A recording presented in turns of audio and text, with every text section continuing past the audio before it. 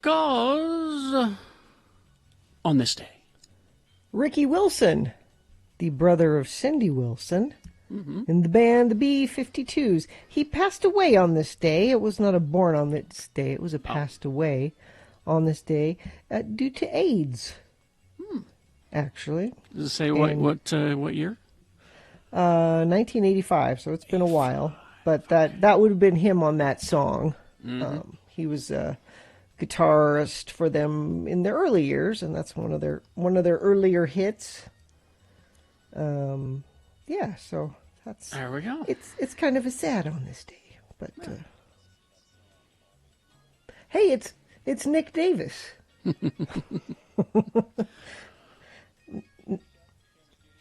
What do you usually start the song and then you go to the bathroom because you know it's like almost 5 minutes and that's enough time to go to the bathroom.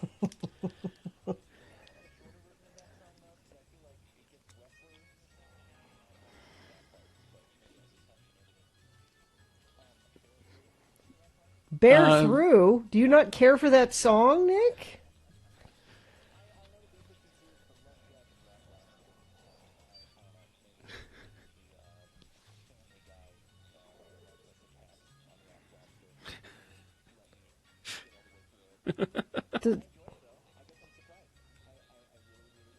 It gets kind of dirty at the end, right? And you like that part. See that song slapping at a live performance. The B-52s pull out Rock Lobster and just bring the house down. Listen, we're going to talk about Saturday Night Live later, but the first time I saw the B-52s, or even heard of them, they were doing Rock Lobster on Saturday Night Live. And I was just like, this is a thing? They're weird. These guys are weird. This is real? Yeah, you've never heard this, Nick? You've never heard Private Idaho? No, I haven't. Katie, you've heard this, haven't you? Yeah. Let's all remember, I am older than Nick. That's true. By how much? How much? I think it's like almost 2 years. Okay. A year and a half, All maybe. Clear difference.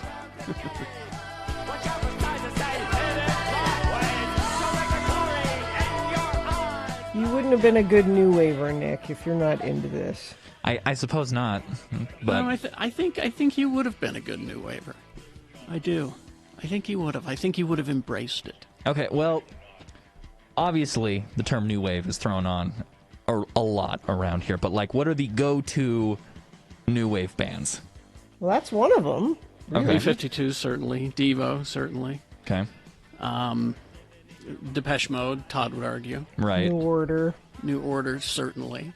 I only talk to Todd about this stuff, so I get a pretty biased opinion about it. Well, yes. I love Todd. It's a lot he can be biased. It's a lot of synthesizers. It's a lot of I don't know. Thomas Dolby. I could have seen myself being a big Talking Heads fan back in the day. Oh, yeah. About the time. Please. I still am. I fell off there for a while. I was in it, and then I fell off, and then I got back on just a few years ago. Gotcha. Yeah.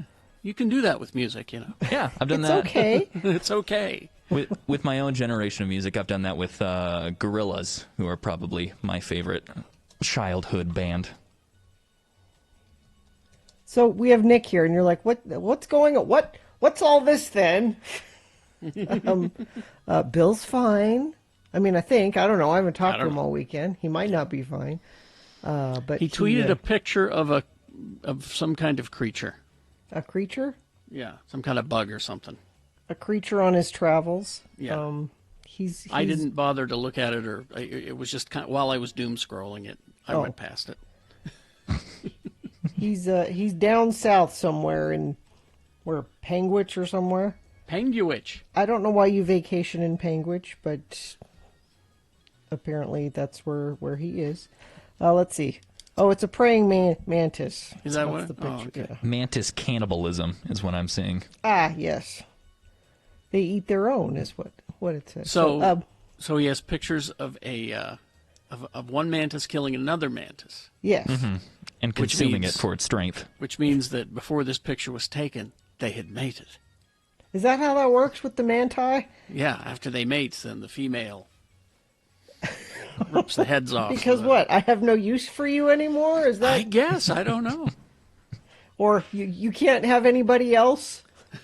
I don't want you popping off and finding another lady mantis to make mantis babies with? Mantis world is very kinky, as we all know.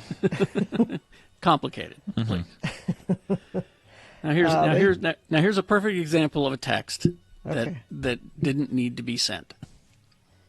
Have you guys heard the John Lennon rock lobster story? Don't ask me. Tell me the story. Yeah, what is... Because now I have to ask for the story, and that's 2 texts. See? What is the... am I going to look now? Let's see. I don't know. Rock lobster, John Lennon. Yeah, just send me the story. If I've heard the story, I'll go, yeah. but at least I have the information. Okay. See? How... it's a thing, apparently. Okay. Hold on. Right. Tell me the thing. But yeah, we could have had this. Let's see. I was at a dance club one night in Bermuda, John Lennon told Rolling Stone in an interview just before his death. Do they have to say it's before his death? Because certainly it's not after his death. Upstairs they were playing disco, and downstairs I suddenly heard Rock Lobster by the B-52s for the first time. Do you know it? It sounds like Yoko's music, he said. Well, there is a part in there. In particular, Cindy Wilson's scream toward the end of the song was reminiscent of Ono's approach. I said to myself, it's time to get out the old axe and wake the wife up, Lennon said. Almost immediately, he and Ono started working. He'd write a song and sing it to her on the phone in New York, and she'd come up with the song of her own as a reply. The result was Double Fantasy. So, quite literally... which is a fine album. Quite literally, Rock Lobster inspired John Lennon to write Double Fantasy. Okay, so it is a thing. See, you could have just text me the story, and I could have said, Gina, did you know? From a texter. You know. Blah, blah, blah, blah, blah. All right. Let's see. Praying mantis eat the males after sexy time because she needs the nutrients from him for making the babies. Well, then, if he were smart, then he would bring her an offering, a gift of food. A nice lasagna. Like, yeah, here's some, don't eat me. You're going to need your nourishment. I've prepared you a nice lasagna. Makes sense. A nice lasagna. All right. The mantis, the Garfield of the insect kingdom. All right. They don't like Mondays. And they love lasagnas. All right, let's get this going. Check-ins if you'd like. I get the feeling we're going to be a little light today because it's a kind of a holiday. It's Indigenous Peoples Day. Some or Columbus people Day, have it depending on where you fall on. I don't know what we officially celebrate here in Utah. I don't know if we've switched over to Indigenous Peoples Day. As we should have. You'd have to ask the people who have it off, and the people who have the day off aren't listening right now because they're sleeping. If they're smart, they're sleeping in. All right. Well, let's get things going after these. 877-602-9696. If you're up, check in. Ask us questions. Tell us what's going on. 877-602-9696. Say hi to Nick. Say hi to Katie. That's the crew you have today. Sorry. That's all right. That's all right. We'll get through it. It's just 4 hours. 4 long hours. Easy. Easy. All right. Take a break. We'll be back. Brooklinen.com. BROOKLINEN.com. That is the website, and the promo code to get your savings is my last name, Jackson, Jackson. I lead with that because I get so many people saying, I want to order those towels, but I forgot So I figure if I lead with it. But then I got thinking, no, it don't make no difference. You just know that the towels are what it's all about right now. Yes, they're the Internet's favorite sheets, and we love their sheets here in the house. They're great. But they want to become now the Internet's favorite towels. And believe me, once you try them, you'll understand why they will be soon. the favorite towels of the internet. You can order them right online. Brooklyn in the perfect place to find all the comforts for home, including ultra soft towels. I love their towels. So confident in their product that everything comes with a lifetime warranty. Use the promo code Jackson, my last name, for 10% off your first order at brooklinen.com. That's BROOKLINEN.com, and the promo code Jackson. Use the promo code so you get the deal and so that you give some credit to the show. All right, Brooklinen, everything you need to live your most comfortable life.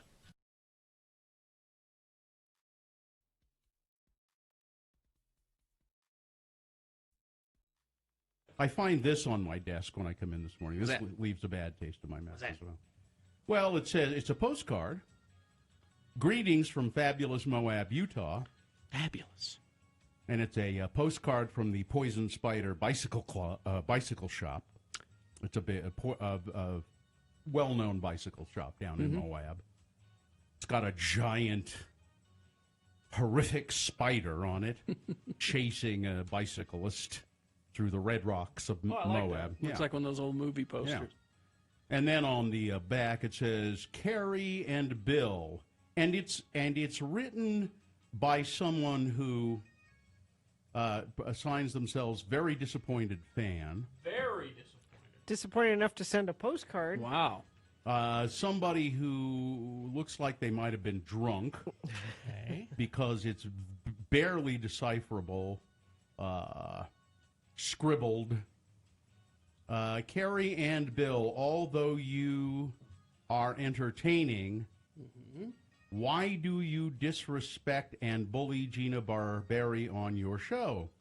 She is the voice of reason. Voice of reason? Did you hear that? You're now the voice of reason. It's my dad's thing. Intelligent and kind. I guess this is kindness. Kindness? Kindness. It's. I like it when drunk people stick up for me. Yay. You both behave like Jackanapes. Jackanapes, please. misogynistic. Oh, misogynists. Gina should be something Do you want me to try treated much better as a professional. Thank you, Very- drunk friend of the program. Very disappointed fan. See if that doesn't look like a drunk person wrote it. Or no, you know what? I just changed my mind. It was written by an ancient person, an ancient human being. It's a former Tom Barberi fan who now like Sheena. I am not a crackpot. Oh, I appreciate that. This took effort. Yeah. They had to very old purchase a postcard, buy a stamp. It's a retiree in Moab.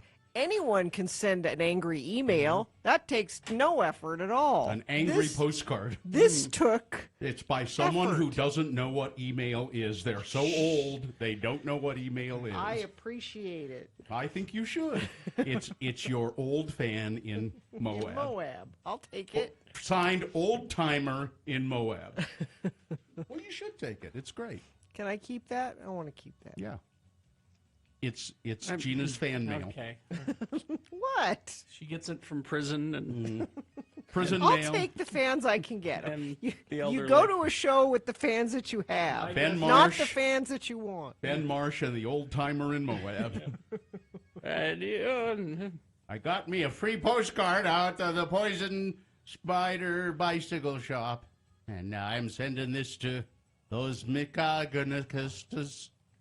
Another thing, I am very happy with this. You should be. I will tweet out a picture of my fan. Said, oh, Gina had a couple of glasses of wine and fired off some postcards, huh? right. Yeah, how do we know Moab. that? That didn't come from Moab. This isn't from Moab. It's a postcard that you got when you were bicycling before you married your husband in Moab, when you came back with chafing. That was just after I got married. That's Remember, I was pregnant and I didn't You know. were. Oh, yeah. Mm-hmm. That's right.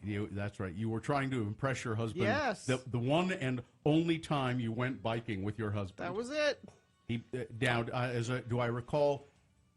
You bought that. You got a new bike. You bought a bike. Yep. And that was the only time you rode that bike. Yeah. It doesn't. It's too big for me. Is it still? It's too big. I can't sit on it. My feet don't touch the ground when I sit on it. Then why did you buy a bike that was too big? I didn't. He bought it for me without me, Yeah. thinking I was a statuesque woman. So is it still hanging in the garage? Yes. Just another. Just waiting for his second wife? Yes. Just one more bit of evidence that he has no idea who you are. Excuse me. Still His waiting. third- yeah. It's hanging there waiting for his third Third wife. wife. I'm Yeah. sorry. His third wife.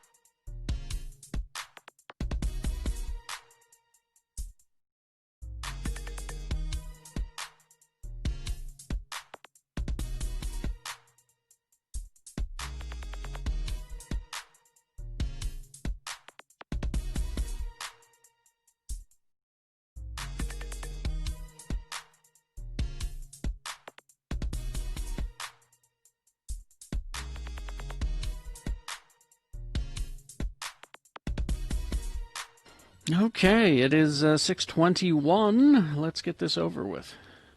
Yeah, the moon is a waning crescent moon, 25% of full. And today is Monday, the 12th day of October in the year of our Lord 2020. And this is the Radio from Hell show, starring the Lords of Morning Radio. Kerry Jackson, there he is, putting his hat on, x96.com/live. Bill Allred, I don't know what he's doing. He's probably asleep right now. If he's smart. He's on vacation. He'll be back tomorrow. Me, Gina Barberi. Hello. We have Nick at night. Nick Davis. Nick's your buddy. Nick's your pal is helping us out today. Katie also with us today. They are masked up and in the studio. You can see them at x96.com/live. You can't see our other helpers. It takes a lot of helpers to make a Radio from Hell sandwich. It's Miriam and Skip, I believe, are in there. And it's Columbus/Indigenous Peoples Day. And I have a list of why you should hate it being called Columbus Day. If we don't have any calls, I can go through this, Carrie. That'd be a nice refresher. Go ahead. Here are the reasons you shouldn't want to call it Columbus Day. Can I sponsor this? Why we hate Columbus Day? Yeah. Why we hate Columbus Day, brought to you by Big O Tires. Right now, save up to $150 off select sets of tires, only at your locally owned and operated Big O. Don't forget Big O has financing available. Big O Tires, the team you trust. And I read these to you as an Italian-American, or as an Italian-American, maybe. Okay. Columbus discovered America in 1492. Millions of people lived here long before the Europeans learned of their existence. He encountered a civilization of people known as the Taínos. By his own description, they were curious, friendly, eager to help this new group of people who landed on their shores. Over time, though, Columbus enslaved and exploited them, thereby establishing a precedent wherein Europeans would come to the American continents, exploit natives, and steal their land. His actions also lay the foundations for Europeans to introduce African slavery to the American continents, and Columbus is known to have had an African slave with him on his so-called voyages of discovery. He's not a nice person. Little problematic, I would say.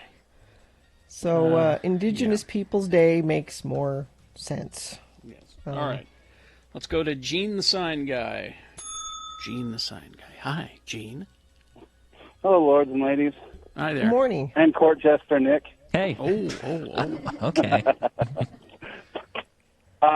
This is your sign guy. I was just checking in to see if we know anything about how David Flower Guy's doing. Anything you can do to help them? So I Katie, can do you tell have you, an update? I can tell you that Bill has been checking up on him every single day for the last couple of days. Sarge, Todd, and I are still putting together a way that we can collect some funds for him or ways to help out in any way. So as soon as we kind of get an actual idea of what we have solidified, we will get it out to you guys so you guys can help or spread the word or anything like that. So we will let you guys know. So we probably won't have any official word today, more than likely tomorrow. Exactly. But what we're talking about, if you don't know what we're talking about, of course, our old friend Dave the Flower Guy, been a friend of the Radio from Hell show for years and years and years. On Awesome Friday, guy. when we had him on, he told us that his mom passed away. Oh my God. And, yeah, did you not hear that? No, Nick? this is news to me. Yeah. That's terrible. And so, and I saw a bunch of social media over the weekend with you friends of the program were so great. You all said, how can I help? How can I help? And like Katie said, we're working on putting something together where you can help. And as soon as we have that all set, we will for sure let you know in lots of different ways how you can help Dave. Awesome. Thank you. Yeah, as soon as we have something together, we'll Thanks, let you know. Gene. Thank you, Gene. You get- Nope, sorry. Let's go Yeah, to that Bradshaw. That was awful on Friday. That was Sorry. Bradshaw. Hi, Bradshaw. Hi there. Hey, damn, I was in kind of a good mood till those two topics came back. Sorry, Bradshaw. I was just calling in, Team Indigenous Day all the way for me. Team Indigenous And- Day. Move away from the other guy. Yeah, I I'm feel- going to I look. feel bad. All the focus and attention lately has been on the BLM, but nobody talks about what we did to the Indians. So Yeah. It's makes there. me feel There are guilty as a there are many people that have been treated poorly that need Yeah. need recognition. In America? makes me feel guilty for being on the other end. No, Well, don't- then you yeah. do your part to make a difference. That's Yeah. where you fit in. Exactly. This is it right here. As I've said before, I am a straight white male. I'm going to be fine. I use my vote for people who aren't going to be fine. That's where I cast my votes. So maybe Yep. just do that. That's where you help out where you can. Go and help the people that need it. Yeah, I don't know about Utah, but I know Salt Lake City specifically refers to this as Indigenous Peoples Day. So Yes. All right. we'll take that. Bradshaw, thank you. Thank you. Talk to you later. All right, let's go to Garbage Gus. Hello, Gus. Hey, guys. Hello, good morning. Good morning. Good morning. Hey, you know what? The garbage man has always been under oppression. We little kids still put their nose up against me, and it makes me sad. Oh, they you want a day? Is that what you're saying? You want Official garbage guy garbage day? day? Garbage man appreciation day. That would be wonderful. I appreciate my appreciate- garbage man every Friday. I appreciate him. Yeah. Oh, well, that's awesome. Well, hey, I was just calling. Last night, actually, it was kind of cool. My kids are getting a little bit older, and we're able to see, scary movies now. Mm-hmm. And, I know, Carrie, you don't have any kids. You have Ripley. I don't know. But, Gina, you have kids. Do you have any, scary movies now you let them watch? I let them watch The Sixth Sense and some other movies. Do you have any other movies that How old are your kids? you let them watch? Yeah, Yeah, let's that- go to horror expert Katie. How old are your kids? Between my oldest is 13 and my youngest is 5. But she won't. No. Watch anything. So for the No, but- 13-year-old, now that she can watch, or they can watch PG-13s, if they haven't already, definitely do some Beetlejuice. Get them onto, yeah. if you want kiddie Halloween movies, definitely go to any of the Halloween towns and stuff like that. But if you're trying to get her into, or them into scary movies and horror things, some great ones to some great ones to start off with would be maybe Jeepers Creepers. It's not super Oh, I haven't scary, seen but it's not really gory, but it's really good. The original slashers like Nightmare on Elm Street, Halloween, and I'm talking about like the 1970 versions. Those ones are great to Right. start out with because they're not super gory, and if they are, it's ridiculous gore. And so, They're scary, What about though. the They're- Changeling? Do you think the Changeling would be kind of like? Have you seen that, Katie?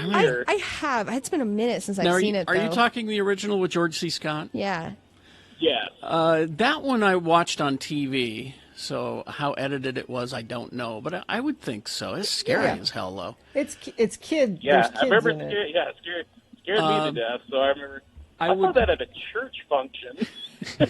I would recommend The Frighteners. Yeah, that's a good one. Yeah. because that's kind of Yeah, fun that's a good movie. because some of the ghosts are goofy but then the bad guy one isn't. Right. I would okay, that's as far as I'm going to go because I don't know your kids. Yeah. So, Yeah. Start with All right. original Okay. slashers. I think those are really good to go to. thank I you, defer guys. to Katie on this one. Yes. Thank you. All right. All right, thanks, you guys. Gus. We'll see you. Thanks. Traffic, Nick. Traffic. Let's go ahead and refresh that page. I was looking at it a few minutes ago, and just like then, it is all green at the moment, so you shouldn't have any delays out there. But we still got a sponsor. Discover the ties between Halloween and the natural world at Red Butte Gardens Botanical celebration this October with free daytime admission funded in part by the Utah Legislature through the Division of Arts and Museums. Pre-register at redbuttegarden.org at www.redbuttegarden.org. All right, we'll take a break. We'll be back with Big Boy News, Sports with Amy Donaldson, all after these. Stand by. Let's see. I need to tell you about Big O Tires, of course. The Big O Tires that I go to, locally owned and operated. Keep that in mind. That's very important. The one I go to is on 33rd South. It's right across the street from the comic book store. So what I'll do is I'll drop off my car, go over to the comic book store. Then when they're done, they text me and I go back. And they'll do oil changes and stuff for you too. Like I bet before Bill went out of town on his little vacation, he went into Big O and had his car, not just the tires, but the oil checked out and that kind of thing. Oh yeah, Big O is the lowest prices on every tire every day on brands you know and trust like Michelin, Goodyear, Pirelli. Their very own Big O tires are terrific, and right now you can save up to $150 off of the Cooper, Toyo, Yokohama, Hankook, and Nitto tires through November 1st. This is their Big October sale. They'll also do fleet vehicles. Get your car ready for the colder weather. Get a free multi-point vehicle inspection. BigOTires.com to find a location near you. When Radio from Hell.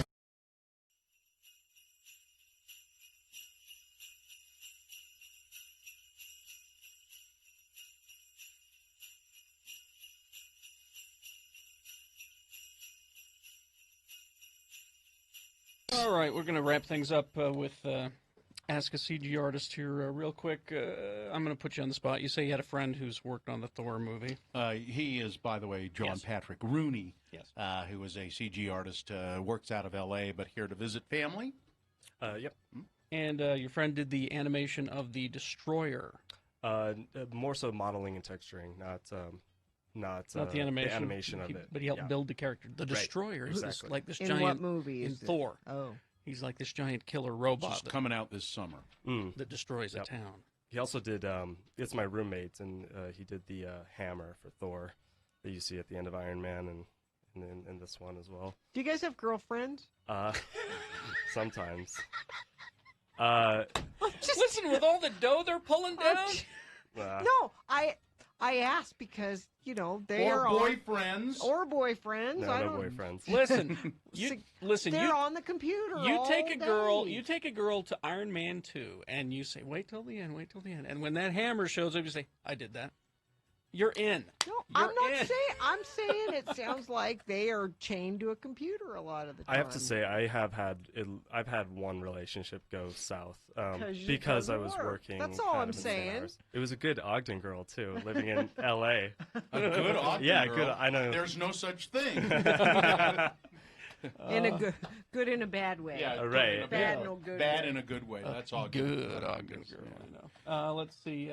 Quick software question from Nick. Let's see. Go ahead, Nick. Thanks for letting me listen. Yeah. Maya, I guess, is the standard. How does 3D Max compare? 3D Max is is a standard for a lot of things, a lot of car commercials and things like that, and video games use 3D Max, but more and more Maya is becoming more of a standard. I hate modeling in 3D Max. It drives me nuts. Now, you were saying that if I were just to buy the Maya program, it was how much again? I'm not sure, but it's like over 1,000. Over 1,000? Almost 1,000. 4,000. Yeah. Almost what? 4,000. Almost 4,000. Well, 3,999. That's almost Close, yeah. Almost. You know, it sounds to me like if this is what you're going to do, it might be worth it to invest in that. Yeah. All right. You can use those programs if you go to a school. They have them available. This is true. And I know even up at the U they have those programs available, and it's all part of your fees. So. Here's a question without getting too political. How is your health insurance as an independent contractor? It's a bottle of Advil. Somebody wants to know, where's my holodeck? Yeah, that was my gonna next have the question. Where's holodeck? my damn holodeck? Yeah, I'm working on it, so all right. any requests? And here's the final question, which I think is the best one. This is, do you have to be good at math? No, you don't. perfect. But sometimes I've used some trigonometry and like don't you need scripts that and for, things like for that. architecture? Don't you need Yeah, a lot of math? sort of. Trigonometry. If people want to see some of the stuff, is there a place that people can go? Do you have a website where they can see your demo? I have my demo reel on Vimeo, but it's just you can go ahead and email me at johnpatrickrooney@gmail.com, and I will send you an email with some info. John Patrick Rooney, Irish? Yes. Oh. Irish question mark? John Patrick Rooney at gmail.com. St. Patrick's Day parade Saturday, you know. All right, I'll stop by. All right.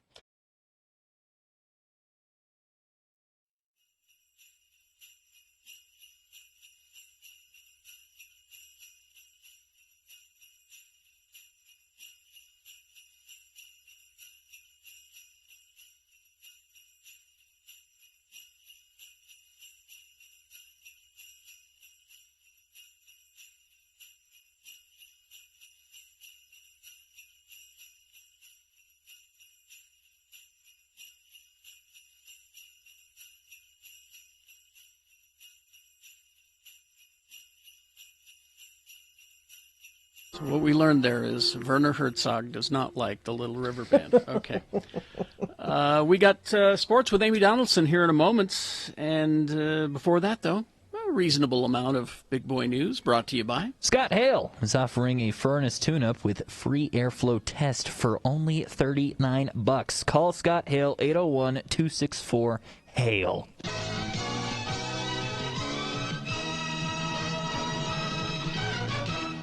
Tragedy. Oh? Bond girl dead. Margaret Nolan, Goldfinger.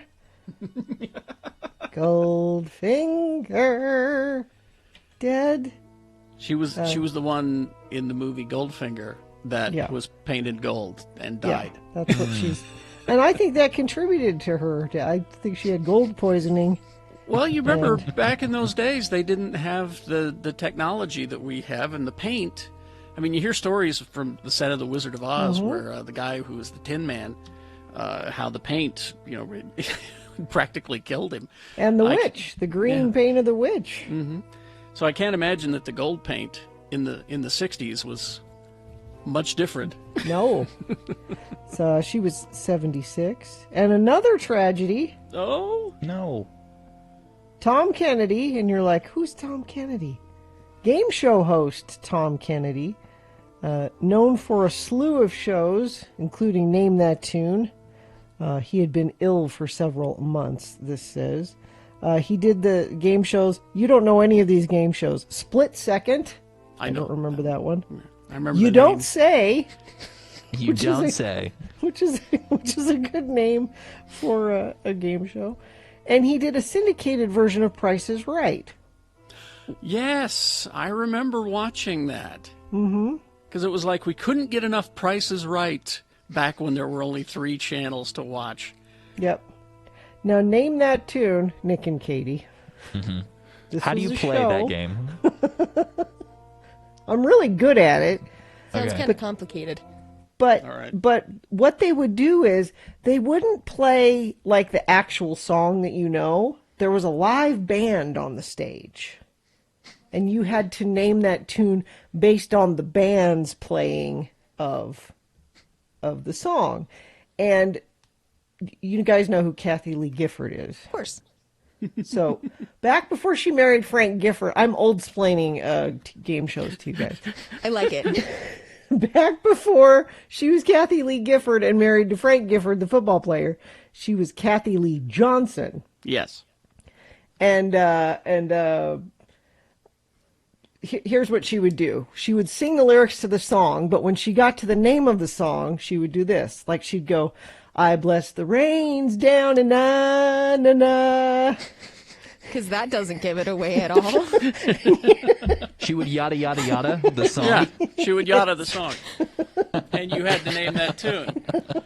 But then the final round is where Gina excels, where they would bet against each other. The two contestants would go, I can name that, and they wouldn't know what the tune was.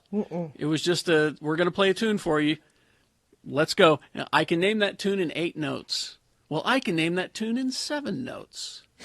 And sometimes they get down to 2, and you go, all right, name that tune. You're right. Gina is good at that. And she is good at that. And we're gonna, so anyway, the host of that show is... All right, Gina, you're challenged. This show needs a reprise. Don't you think? I think so. I mean, so. they kind of did with Shazam. That Shazam is kind of the same thing. Yeah. It was essentially Name That Tune, but with a computer. Right. It was the Jamie Foxx's daughter show. Okay, so there's All right, that. so the tragedies. Now, when I first saw this next story, I thought, I really want this to be true, but I bet it's not true. But according to the New York Times, I will start out this story saying, President Donald Trump really wanted to make a made-for-TV moment when he left the hospital. Did you see this, Carrie? I did. Is it true? It's Because in it the New sounds York like something Times. he would do, you know. So, while he was at Walter Reed getting treated for COVID-19, the president of the United States of America, the leader of the free world, Donald Trump, pushed the idea of looking weak and frail when he left the hospital. So you need to think of like Willy Wonka and the Chocolate Factory. Do you remember when Gene Wilder came out? Yes. And he had a cane and he was having a hard wobbly. time walking. And then he fell over. And then he fell over and did this fanciful roll and hopped up and he was fine. Apparently, Donald Trump, this is in the New York Times, pushed the idea of looking weak and frail when he left the hospital only to rip open his button-down shirt and reveal a Superman t-shirt underneath. It doesn't seem like it was an off-the-cuff idea. According to the report, Trump talked to several people while he was at Walter Reed and floated the idea. So I'm thinking about the Superman shirt. What do you think? Maybe I put on my glasses and nobody recognizes me. And then I take them off and they go, who is that guy? Clark Trump. I'm not Donald Trump. I'm Clark Trump, really. I'm a weak human. Now, I still think this is hard to believe, but the New York Times swears multiple people confirmed to them. Listen, it's he it's wanted not to do this. It's not the craziest thing that he's suggested. You know, I totally believe that he thought of this. Wouldn't that be great if I... And so he's starting his rallies back up. He's back. He's out there saying, I'm immune. And Twitter has actually flagged some of his tweets saying, I'm immune. And they'll post their little thing saying, maybe not. Maybe he's not immune. You know who else had COVID? And I don't know if we've ever talked about this before, but this is in Vanity Fair. Kim Kardashian says she nursed Kanye back to health when no one else in the house could help. Apparently, Kanye West had COVID back in February. She said Kanye had at the beginning when nobody really knew what was going on. It was so scary and unknown. I had my 4 babies and no one else in the house to help. I had to go change Kanye's sheets and help him get out of bed when he wasn't feeling good. It was a challenge because it was so unknown. Changing his sheets with gloves and a face shield, it was a really scary time. However, even in the midst of a global pandemic, the reality star says she tried to keep a positive outlook. I'm the type of person that respects the process and respects what's going on in the world. Maybe our planet needed a break. Maybe we all needed a break, a reset. I try to look at it that way. Now, apparently, Kanye told Forbes magazine in July that when he contracted the virus in February, he said, I had chills, I was shaking the bed, I was taking hot showers, I was trying to get over it. And he said, I remember someone told me that Drake had coronavirus, and my response was, well, Drake can't be sicker than me. Like, everything's a competition. Competition? So I'm going to have coronavirus way worse than Drake did. But despite his close brush with the deadly disease, the rapper still says he's, quote, extremely cautious about vaccinations and calls it, quote, the mark of the beast, suggesting, quote, they want to put chips inside of us. He's crazy. Yeah. To anyone who thinks this, I'll speak directly to Kanye right now, but to anyone who thinks this, my first question is when you say they want to put chips in us, and I say why, and they say to track us, my next question to you is, do you have a phone? Because it's already doing it. Yeah. All they right. didn't have to put anything inside of you. Your chip argument is stupid anyway. But if I'm playing along, okay, there's a chip in the insulin or whatever it is. You have a phone.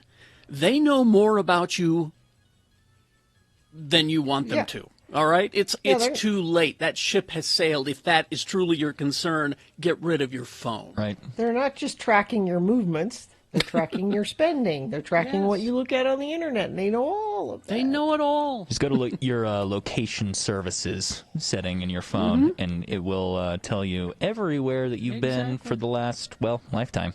Exactly. So that's it. All right. That's good enough.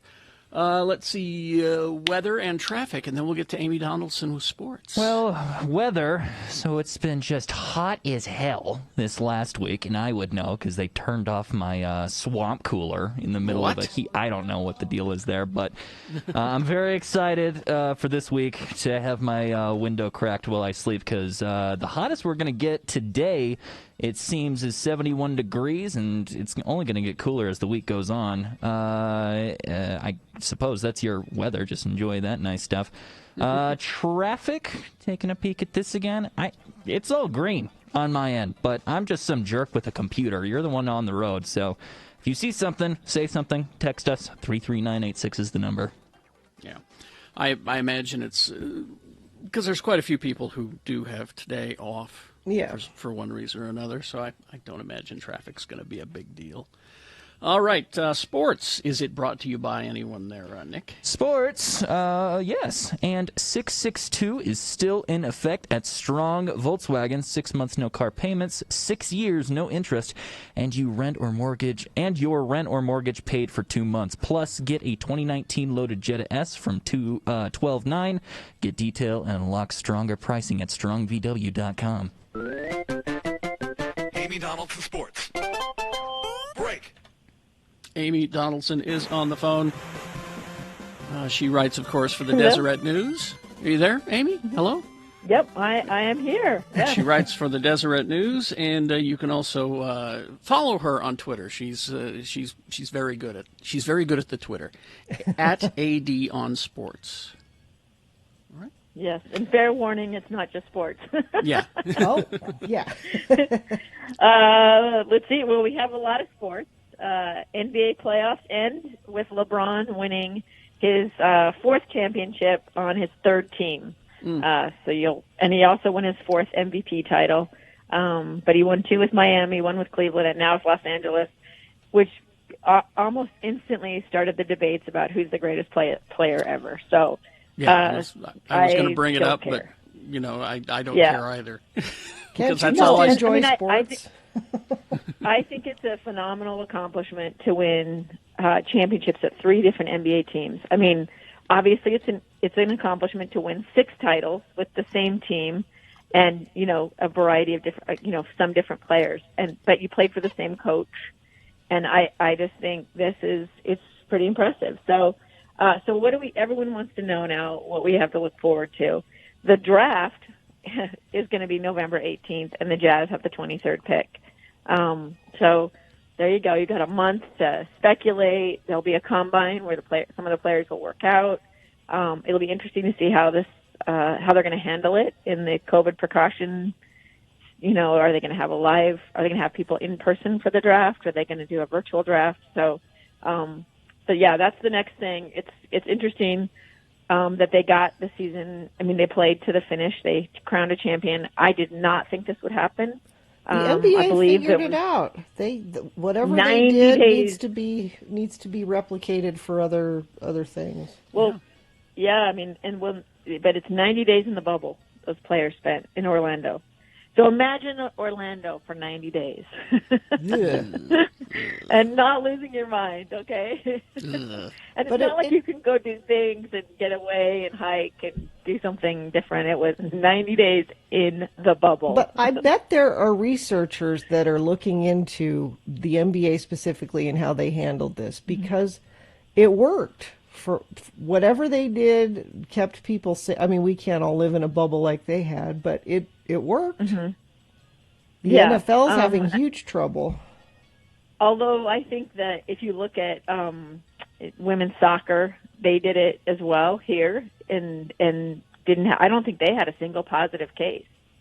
And the WNBA did it as well. So, I think having control over the people who are playing makes a difference. Obviously, you can do what they did, but the NFL's having trouble because they're not putting people in a bubble. People go home. They can go out with their friends. They can have exposure to other things, and that's the reason you're seeing some issues in the NFL, some games canceled. Same thing you're seeing on the high school level, and we've seen locally here in college when BYU had some positive tests, they had to cancel their game, and some people are prepared for that. Some people are still having trouble with that.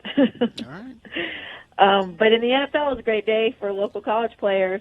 Gina, did you see Alex Smith? I am uncomfortable with him playing football. I don't. And me both. It's the mom thing, right? It's what is he, 36 years old? And I'm just thinking to myself, can we be done? No, his whole family was there. The starter for Washington went down, so he enters the game. He completes his first pass, and I think everyone was like breathing a sigh of relief. And then they went on to lose to the Rams 30-10. He got sacked 6 times. Oh, see, it was, that? Not. Yeah, it was. He's a wonderful human being, and I agree. It's an unbelievable. It's over 600 days. I don't remember. I stopped watching that count of how long it's been since he played in an NFL game. But it's a pretty impressive thing for him to come back. And now I wish he would retire. Yeah, Carrie, if you don't know, he had We've like all a been Joe. Inspired. We've all been inspired. Let's go now. Go be healthy, Alex, and be able to hike and play with your kids. So he had a Joe Theismann like injury, is what. Oh, one of those. Really, really, compound really fracture, bad. broken leg. Yeah. Oh, yeah. Sit down. And we had another one. So did you see Dak Prescott? He sustained a compound fracture and dislocation of his ankle. And so he's going to have surgery. I think he had surgery last night. But the Cowboys will be without Dak. And I don't know what the recovery time for him looks like, but yeah, it's going to be at least a year of coming back. And an ankle, that's just any joint is an ugly, difficult to recover from injury. So, on some good news, though, Seattle was trailing Minnesota 26-21. The game Ed and I were watching last night. A couple of minutes to play. Cody Barton, former Ute, also a former Brighton Bengal, he stops Minnesota's run on 4th down. They only had a yard to go. And then Russell Wilson takes over and takes Seattle 96 yards in a minute 40 seconds to win the game. So And I know there are tons of Seattle fans because I hear from them every time I forget to mention their score. I'll bet. The Browns beat the Colts, but Julian Blackmon earned 4 tackles. Julian Blackmon, also former Ute, Leighton High product. And then the Bears beat Tampa Bay and Brady. And Jalen Johnson earned 2 tackles for the Bears. So some good local things. Also, since we were sort of supposed to be adopting the Raiders, now that they're in Nevada, nearby Nevada, they upset Kansas City 40-32. In college football, BYU won 27-20, beating University of Texas San Antonio. They're now 4-0. They moved up 1 spot in the AP poll, and I think they moved up 2 spots from 15 to 13 in the coaches poll. Their next game is against Houston. Houston's 1-0. That game's Friday, 7:30, and it'll be on ESPN. RSL lost to Vancouver 2-1 in Vancouver. They're in 11th place in the West. But don't cry too hard yet. They are only 1 point out of 8th place. They can make that up. Come on. It is a ridiculously tight race. That's the bottom line there. And if they play well, they might be able to make the postseason. Major League Baseball started their American League Championship started yesterday with the Rays beating the Astros in Game 1. Today, Atlanta and the Dodgers will play in Game 1 of the National League Championship. And I don't know if we mentioned, so the Royals, they'll be playing on October 17th. They're in 7th place in the National Women's Soccer League. But Utah Monarchs lost to El Paso 4-0 on October 4th, and they finished last in Group C after winning the championship last year. All right. Okay. Thank you very much. Thanks, Amy. Thank you. Take care. Amy, thank you, Amy. Amy Donaldson, Sports. She writes for the Deseret News. Follow her on Twitter at ADOnSports. Traffic, Nick. Traffic. That sounds like something we should do here. It's all green. You're all sleeping in, hanging out. I mean, if you want to get out there and cause some traffic, please text us. Text it to us. 33986 is the number. But we do have a sponsorship here on the. Are you on the hunt for a trophy truck or SUV? Well, $3,500 or more for your trade and not a payment until next year. Your trophy ride is at National. All right, thank you very much. We'll take a break. We will be back. Boners Round 1, Big Boy News, all coming up. Stand by for all of that. Hoops Vision Correction, go to HOOPES vision.com. Or you can call them, 877-30-LASIK. Call them today. 2020 has asked a lot of us, all right. It's asked you to consider a lot of things, but one question that's not hard to answer is if you could have amazing clear vision, what would convince you to really, they have such a great deal, and they're so good at what they do. Hoops Vision can help you focus on your purpose with a life-changing LASIK procedure. There are millions of reasons that people decide to have LASIK. $1,000 off LASIK at Hoops Vision. That's $500 per eye. Hold it. Let me check the math. Sorry, I had to do that because I'm a Nebo school district. Is that correct? It is correct. $500 per eye. My calculator, thank goodness for that. Book your free LASIK consultation at Hoops Vision today. I've done it. Bill's done it. Our families have done it. We love the entire procedure, and they're just so good and so friendly down there at Hoops Vision. Call 877-30-LASIK or visit hoopsvision.com to schedule your VIP consultation today.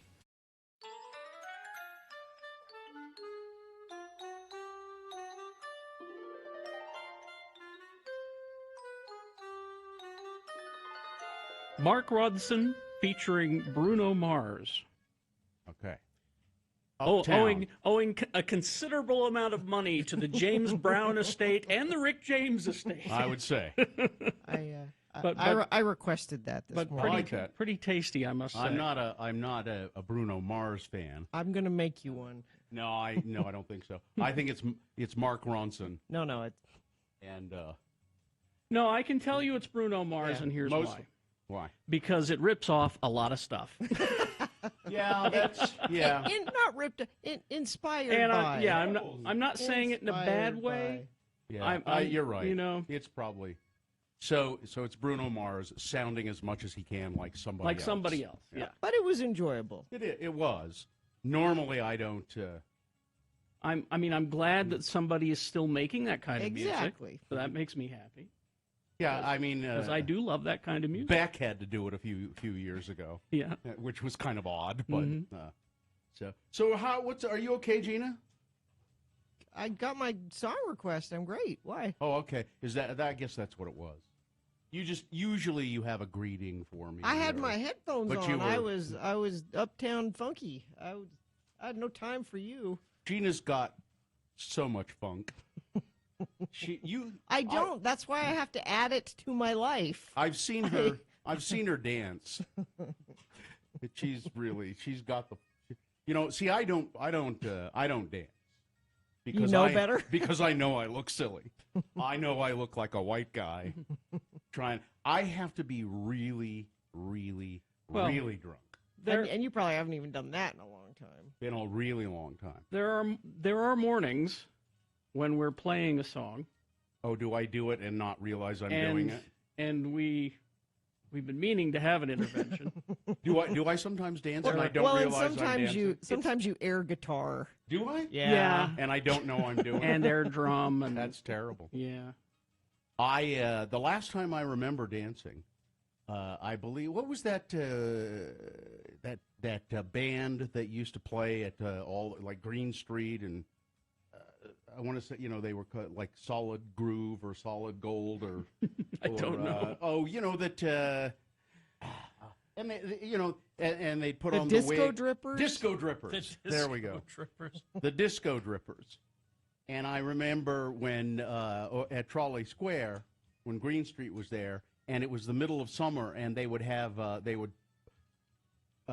cordon off part of the parking lot there, and you could just go out there and dance. Right. And I believe the Disco Drippers were there. Quite possibly. And I remember dancing there and taking off most of my clothing. Really? Yeah. Ew. It was. It was. You were having a good time. I was indeed having a great time. I was down to a shirt and boxer shorts. Really? Yeah. And dancing to the Disco Drippers. And I think our salesman, the guy who later became our salesman, was singing with the Disco Drippers at that time. Scott. He was with the band at the time. Scott, what's his name? Yeah. Yep. Took off most of my clothing. I was dancing with a. I don't know how I missed that. I was dancing. Well, you weren't there. That's how. You weren't invited. But you'd think that word would have got out. Bill's over there. No, I was with my actor friends. Oh, I do need to be drunk to dance, but I do it more often than that. I was wedding in Idaho was the last time. Oh, I remember you talking about that. Yeah. Well, there's video evidence of this, and it's a bad thing. Well, let's face it. I have seen people, white people that dance well, but we are not among them, I think. No, not among them. And I think you get a pass at a wedding. I don't think anyone's going to, Because I often make passes at people at weddings.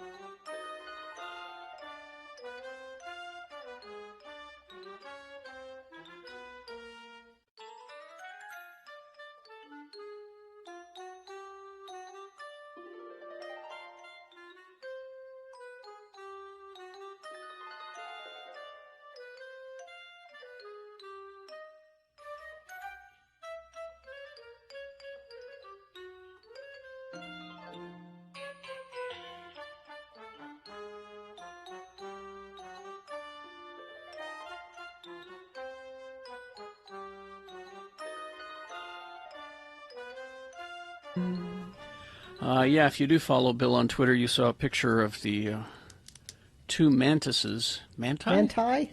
Are they mantises or manti? One mantis eating another mantis. And we got a text that says, yeah, I'm from Panguitch, and believe me, watching mantises eat each other is about all there is to do in Panguitch. No, we're not sure why he went to Panguitch for the weekend, but that's a little getaway for Bill. He'll be back tomorrow. Yeah. Small town news is fun. I went into the building, the station, yesterday to pick up my Radio from Hell masks, which you can see at x96.com/live.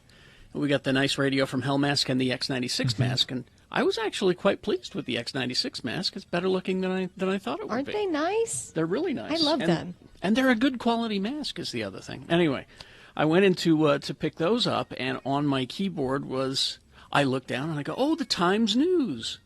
Oh, the Nephi Times News. We haven't had that in a long time. Oh, small town news. That'll be fun.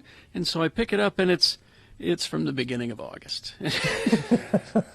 That's how long since we've been there. A little disappointing. It's still good to read the police blotter, though. That's my favorite thing in small town news. First thing you do. The police blotter? Yeah, do you know what that is? I have Nick? no idea what that is. So in small town newspapers, they put in all of the phone calls that the police department got over the week. Like, oh, no way. Mrs. Johnson said her horse got out of the corral and was running down the street. It's stuff like that. That's great. Mr. Robinson's dog is barking all night, called to complain about a noise. And then there'll be those, and then there'll be a random, really weird, scary one, Well, how do they get that? Broken. Do they just ask the police station for the most... I thought somebody's on the scanner all day. Well, no, it's public records, so the newspaper has access to it, and they can just print it. Interesting. Yeah. Then there are, like she said, then there are the scary ones where it's man seen, stalking... Yeah. babysitter wearing But a it's mask, a lot of barking dogs and loose livestock, and... Yeah, that's small town paper for you. Got a new weekend hobby. Thank you. The police Small town papers Mm-hmm. are great, and the obituaries are great, because like that Times News, if you look through it, most of the articles are written by one person. Yeah, they have a staff of 5, Yeah. There's recipes, small town papers are awesome. The ones that are still around. I grew up in Salem, and so we always got the Spanish Fork Press for years. Right. And it's just not there anymore. It's just gone. I wrote for the high school paper. Of course you did. And I wrote things like interviewing new students when they came in. Mm-hmm. And I remember a couple of the articles I wrote. One of them, we had this new student, and her name was Walker Fitzgerald, which I thought was the most awesome name. Right. Her first name was Walker, and so I'm interviewing her. I was I'm sitting here with new student Walker Fitzgerald. Well, tell me about your name. Well, Walker's my mom's maiden name, and Fitzgerald is my dad's name. And I was disappointed. I wanted more of a story about why that was her name. So, made for not a good article in the paper. Any of the new kids coming to the school had to be interviewed and have their entire life story put on a paper for all the other students to see? Well, Nick, I went to a school that was very, very...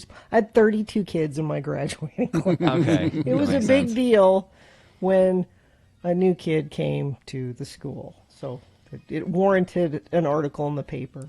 But gotcha. Just have a better story for your name when people ask you about your name. I just remember our high school paper. It was manned by the nerds. I'll say it. Yeah. Because I was one of them. And, it was just you didn't even factor in your audience. It was just, we're doing this paper for us, I don't care if anybody else likes it. And so you'd have my friend Lane Herbert reviewing jazz records, In high school? Anything to be different at that time. You know, you're growing up in a farming community, and so anything to be different in that time. So it was Uncle Lane's Between the Grooves, and he's No. and he's In high school? he's reviewing jazz Uncle records. Lane's Between the Grooves? Oh, jeez. So yeah, we were doing the paper for us, and subsequently nobody read it because it was just appealing to a very narrow. And you know, the person in charge of the paper, he was also the science teacher or whatever. Yeah, He didn't have time care. to mess with this. He didn't care. It was, you know, are there swears? I don't. Okay, if there's no swears, we're good. All right. And you'd get the sponsorships from. You know, oh, hey, Cheryl's dad runs an insurance company. Yeah. You know, he's an insurance adjuster. Let's get Cheryl's dad to advertise. Okay. You know. Nick, where did you go to high school? Davis High, over in Davis County, which is basically you're a small dart. college campus. Yeah. You're a dart. I am a dart. Defend their tradition, as they say over there. And you were a drama nerd, right? I was a bit of a drama nerd. I did it way more. My glory days were actually junior high, specifically ninth that's grade. sad I know. when you have glory days in junior high. Ninth grade, I was an SBO, and I found out like a week after I got elected that I was the very low end of the voting pool to make it into SBO. So basically, the person underneath me didn't make the cut, and I did.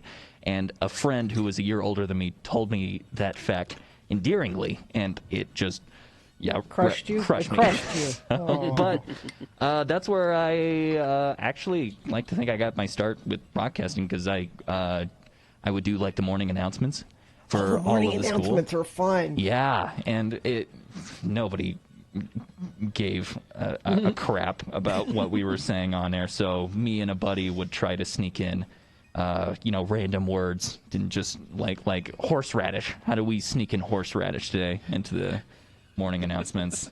And nobody cared. Nobody cared. I mean, my glory days were ninth grade when I was an SBO, and I also participated in show choir. Show choir. Show Katie choir. appreciated that. Yeah. The way that he said it here, it just echoed through the headphones, and it sounded even better. I took that class because a bunch of my friends were taking choir for years, and they're like, it's the easiest class ever. You just show up and you just hang out with each other, and every once in a while you do a concert performance, and it's super great. And I was like, oh, I'm in. But ninth grade, you have to audition for show choir, right? And it was anything but a blow-off class. Because so you can't just stand in the back and mouth the words to the song and not actually sing.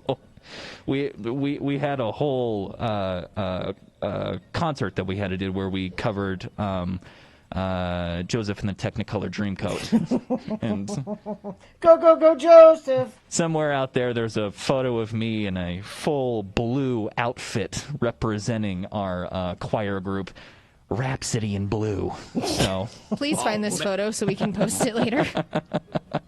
Your mom has it. She knows Rhapsody where it is. in Blue? Rhapsody in Blue. If I were writing a sitcom, that's the name that I would use for the choir. If I were writing a movie or a sitcom to be funny, that's the name I would choose. But you guys were serious. Very, very. Very. Yeah. All right. Let's see. My niece was an SBO, and she kept telling people that she was an SOB, and we had to explain to her. I was elected a son of a bitch.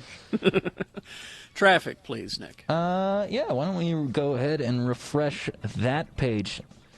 Come on, guys. Pick up the work. It's all green out there, okay? I need something to report on. So if you see something, say something. Text us. 33986 is the number to do just that. Mm-hmm. All right. Let's see. Gina, do you have your round one of your boners ready to go? I do. Boner candidate number 1. I will not be denied tacos. Boner candidate number 2. Do you really need more than one Burmese python? And boner candidate number 3, these things are not emergencies. All right, so we got round one of your boners, big boy news, all coming up. And right after that, hello, Sailor Boy, on the way. Stand by for that. Let's see. Zero Res, Gina, keep it clean.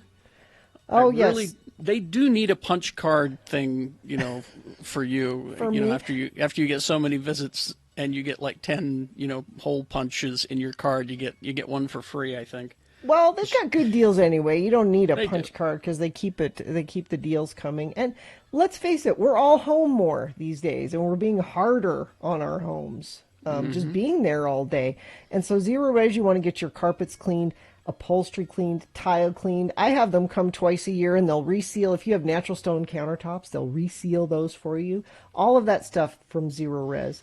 They are, what's the deal they have now, Carrie? They've got a great deal going right now, $33 per room, and the fourth room is free. So you just need to call them up and make an appointment. That's 801-288-9376. That's 801-2880.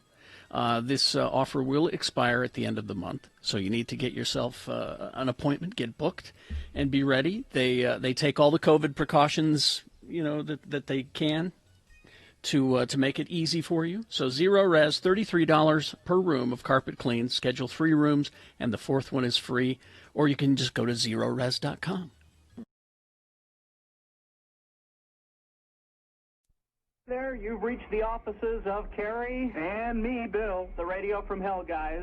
And if you have anything to say to us, we're not picking up, so wait for the beep. All right, punch in the code. We should change that message. Yeah, tell it what we want to do. It'll rewind and play back our anybody's messages. called me. All right, let's see. Oh, there's one. Hello, Bill. It's me, your mother. My mom. Now, Hi, Mom. you know that I don't mind you staying here at the house with me and your father, Thanks, but Mom. you've got to stop hiding the cat. What? Bill, if you're there, you'd better pick up. Bill, Are you hiding? where did you put that damn cat?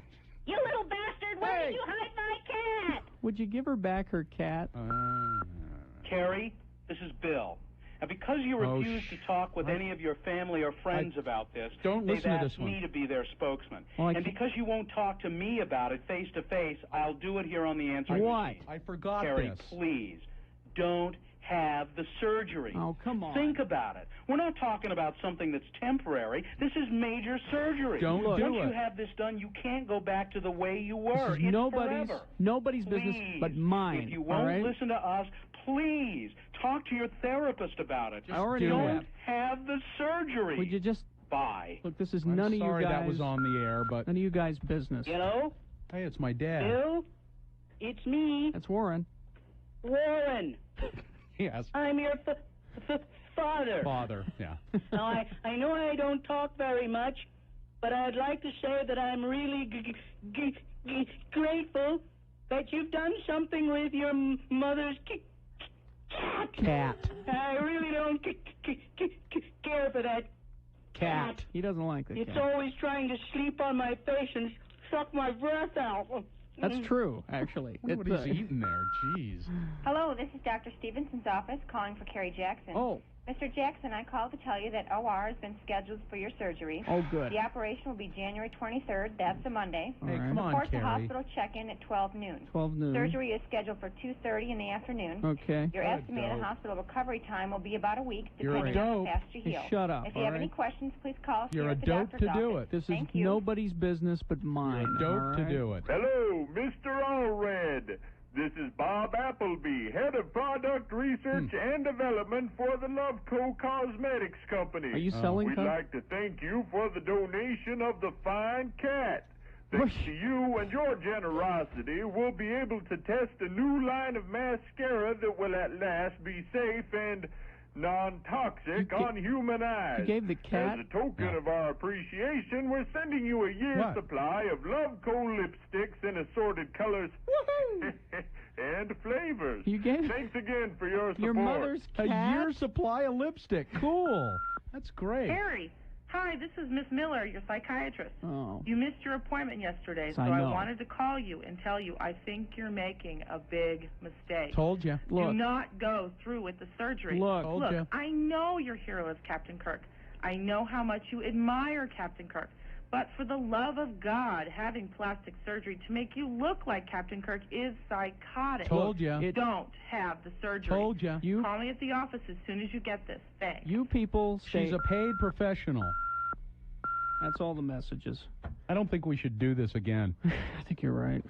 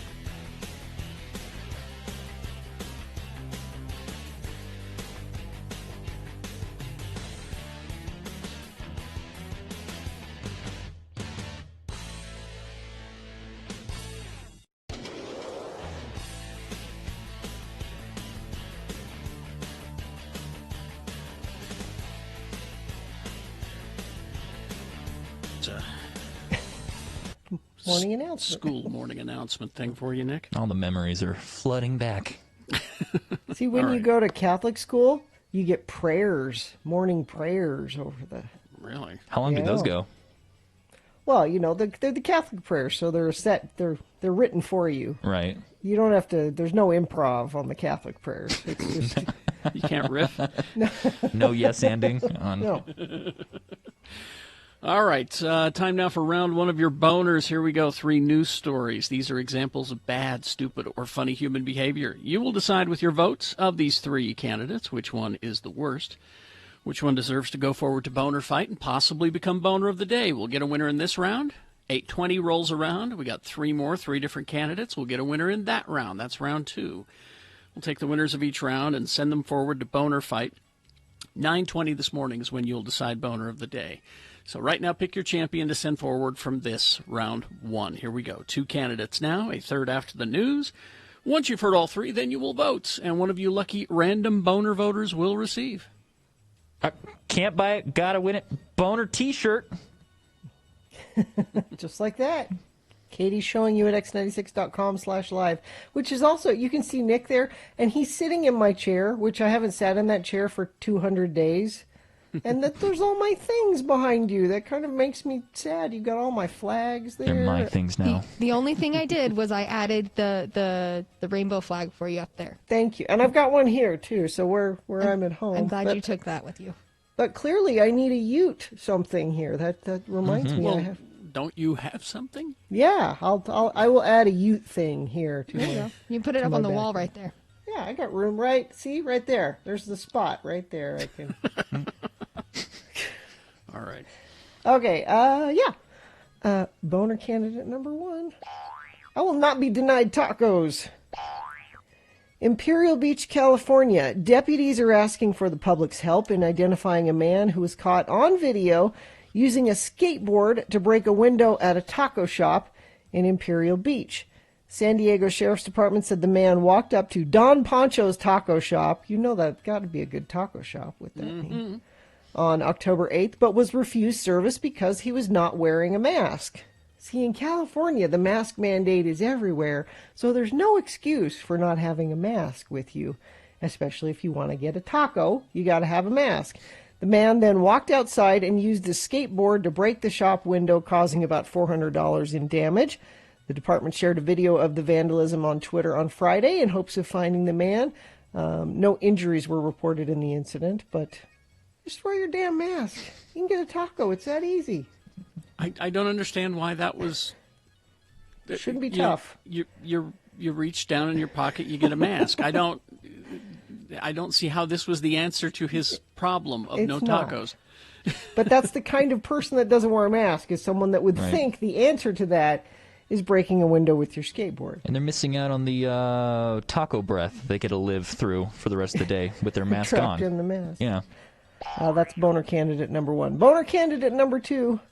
Do you need more than one Burmese python? Salt Lake City.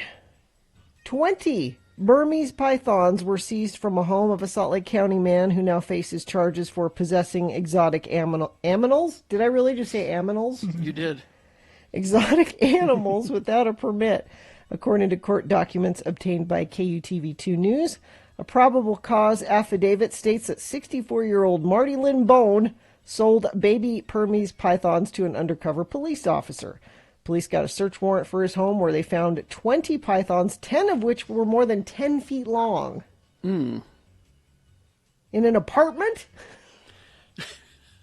Well, you got the one room dedicated to your Burmese python breeding. That's you know. all. It's a 2-bedroom apartment. There's my bedroom, and then there's the breeding room. Bone has not had an exotic dangerous animal permit since 2017, according to police.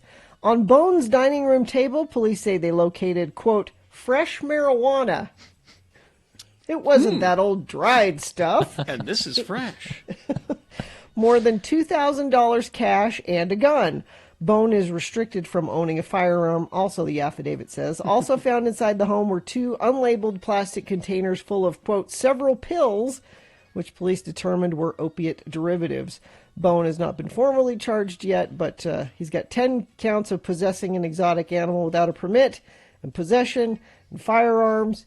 And really, I just want to know, why do you need more than one Burmese python? Boner candidate number 2.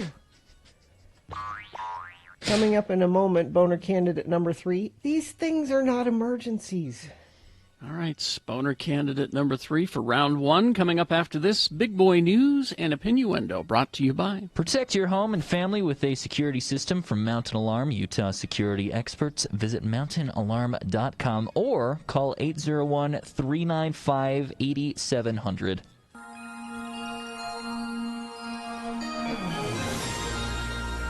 How will Utah restaurants survive when cold weather brings an end to patio dining? Oh. Now, restaurants are beginning creative, of course, with that open Salt Lake City downtown Main Street people were able to push tables out onto the sidewalk for that. But let's be honest, it's Utah, and pretty soon it will get too cold to even make that work. Mm-hmm. The outdoor patio at the Brickyard Bar has been a welcome sanctuary this summer, a well-ventilated place where diners could enjoy a fried chicken sandwich and a beer and feel distanced from the coronavirus. But cool temperatures are looming, putting an end to Utah's alfresco dining season and causing a new wave of pandemic worry, not just at the Mill Creek Bar, but at restaurants and bars across the state. It does stress me out, says server Tawny Evelyn, who's unsure how many people will be willing to dine indoors. It's possible tips will go down because of the lost capacity. That reminds me, if you are ordering food from your favorite restaurants, yes, and I would encourage any restaurant you care about that you would be frequenting anyway, if you're not comfortable dining in or on a patio, get takeout from them. And when you do, tip like you're there and they're serving you. Yeah, give them 20%. You know, factor it in. I think people that get to go think, oh, well, you didn't wait on me. You're just handing me my food and I'm leaving. These servers live on their tips, and with so many people doing takeout, make sure you're tipping really well when you do that. That being said, I would say to the restaurants to make sure that you have one of those really good computer programs with the credit card that, you know, has the options on it. That figures it out for you? That figures it out for you. So I'm not pulling out my tip calculator and, you know, we can just do it and quickly and make sure it happens. I don't need to know the amount. 20%, there you go. No, and the more restaurants that are able to pivot toward making it really easy to order online, some have it figured out and some don't, or they have their menu there and you just click what you want and you pay right online. Everything's done on their... Some of them have an app, like Taqueria 27. It's all in an app. But some restaurants have a really great website.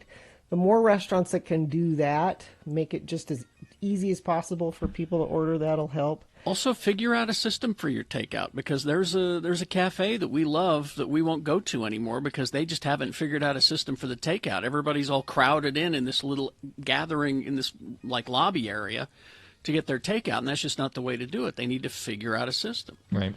We're like Pretty Bird downtown has a great system. You order online, you pay online, even with your tip, and then you go and stand outside, and they have a guy out there who says, what's your name, what's your order? And they go in and get it and bring it to you, and it's a great system. Under state health guidelines, tables must be placed at least 6 feet apart, whether they're inside or out, which has reduced dining capacity anywhere from 40 to 70%, depending on the size of the eatery. They're worried. I noticed up at Blue Plate, they've taken over the corner there where you used to just stand in line forever to get inside. Mm-hmm. They're building a bigger patio there for people to. Well, that looks like it's covered and can probably heat. So, please just patronize your businesses, local restaurants and things. I'm very worried we're going to lose some of these over the winter. And why are we doing that? Well, if you're waiting for the coronavirus pandemic to subside across the state of Utah, last week was a reminder that it's unlikely to happen anytime soon. Department of Health on Sunday reported 1,200 new cases and 7 new deaths statewide. For the 7-day period beginning on October 5th and ending Sunday, Utah reported 8,222 cases and 40 deaths. Those figures over a 7-day period account for 9.6% of all cases in Utah, 7.7% of all deaths since the pandemic began in March. Yeah. It's not good when I'm watching national news stories and they start running down the states where it's exploding. And I've heard the state of Utah mentioned several times now. Yep. That's never good. I don't want to be there with North and South Dakota and Arizona. I think all we're those better places. than that. We should be better than that, but we clearly are not. Herbert. Gotta wear your masks.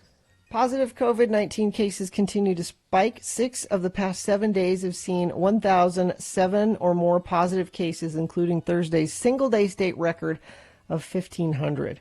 Things didn't slow down as the weekend hit. Usually our numbers on Sunday and Monday are down just because of the way the cycle of testing goes, and they've stayed pretty consistent. And our beds are getting full. We're overwhelming our poor nurses, and it's just, wear your masks, for God's sake. Yeah, people still don't care. They still don't care. But here we have a fashionable Radio from Hell mask here. We'll be giving these away, and you can... Listen to how muffled my voice is. I'm wearing one of the masks right now. They're pretty damn good, I will say. Yeah, Katie and Nick are in the studio right now, and they have to wear masks because they're in there together. And Nick's got an X96 mask. Katie's got a Radio from Hell one. Carrie's got I need to get down there and get my mask. And I got to say to Sarge, because he's the one who got these together, A, thank you, Sarge. And B, these are excellent masks. This one is probably the best mask that I own as far as quality goes. So I was well pleased. I've had almost every single one of my the parents on my soccer team be like, "Hey, where can I get one of those?" And I'm just like, let me see if I can just bring a stack, because I gave my nephew one of X96 and Radio from Hell, so he can wear them at school. Oh, yeah. Oh, there yeah. we go. I'm gonna get that for my kids to wear to school. Carrie, where are we on time? A couple of minutes. So if you've got a couple of stories there. Okay. Dr. Fauci, our favorite. Top U.S. infectious disease expert Dr. Anthony Fauci said on Sunday he had not agreed to be featured in an ad by President Donald Trump's re-election campaign and that his comments were taken out of context. The ad released last week discusses Trump's effort to recover from the coronavirus personally, as well as his administration's work to address the pandemic. The 30-second spot uses older remarks from Fauci in a way that suggests he was praising the president. Quote, "I can't imagine that anybody could be doing more," the ad shows Fauci saying. But those remarks are from a March interview where Fauci, who had been the director of the National Institute of Allergy and Infectious Disease since 1984, was discussing the broader effort, including by the White House Coronavirus Task Force. "In my nearly 5 decades of public service, I have never publicly endorsed any political candidate," Fauci said in a statement. The comments attributed to me without my permission in the GOP campaign ad were taken out of context from a broad statement I made months ago about the efforts of federal public health officials, his statement said. Trump campaign spokesman Tim Murtaugh defended the ad in a statement on Sunday, saying the words from Fauci are, quote, accurate and directly from Fauci's mouth. Well, but yes, you chop it up and use it out of context, it's still a lie. All right, Yeah. even though they are his words and he said those words, if you're using them out of context, it's a lie. Yeah. I'm glad So- Fauci spoke out about this. I was worried that he was just going to let this one slide like he has been, but I'm glad he's finally standing up. And I think it's probably because he realizes, because he sees the polls, that he is more popular and trusted. More influential, yeah. Than Trump is on any of this. And so I hope he uses that influence. And to be fair, he's saying, I have not endorsed any of the last 5 presidential elections. I've never, it's not my role to, so this is not a slam on Trump specifically. He's saying, I don't do that. I think that's enough. That's good. Let's see, weather, traffic, Nick. Weather, like I was talking about earlier, things are really cooling down this week. We got a high of 71 today, could get as low as 44 later in the evening, and that's just going to keep going down as the week continues. Thursday, Friday, like highs of like low 60s, high 50s, so you're going to be doing what I've been doing all year and wearing those layers. Traffic, going to that, it's a holiday.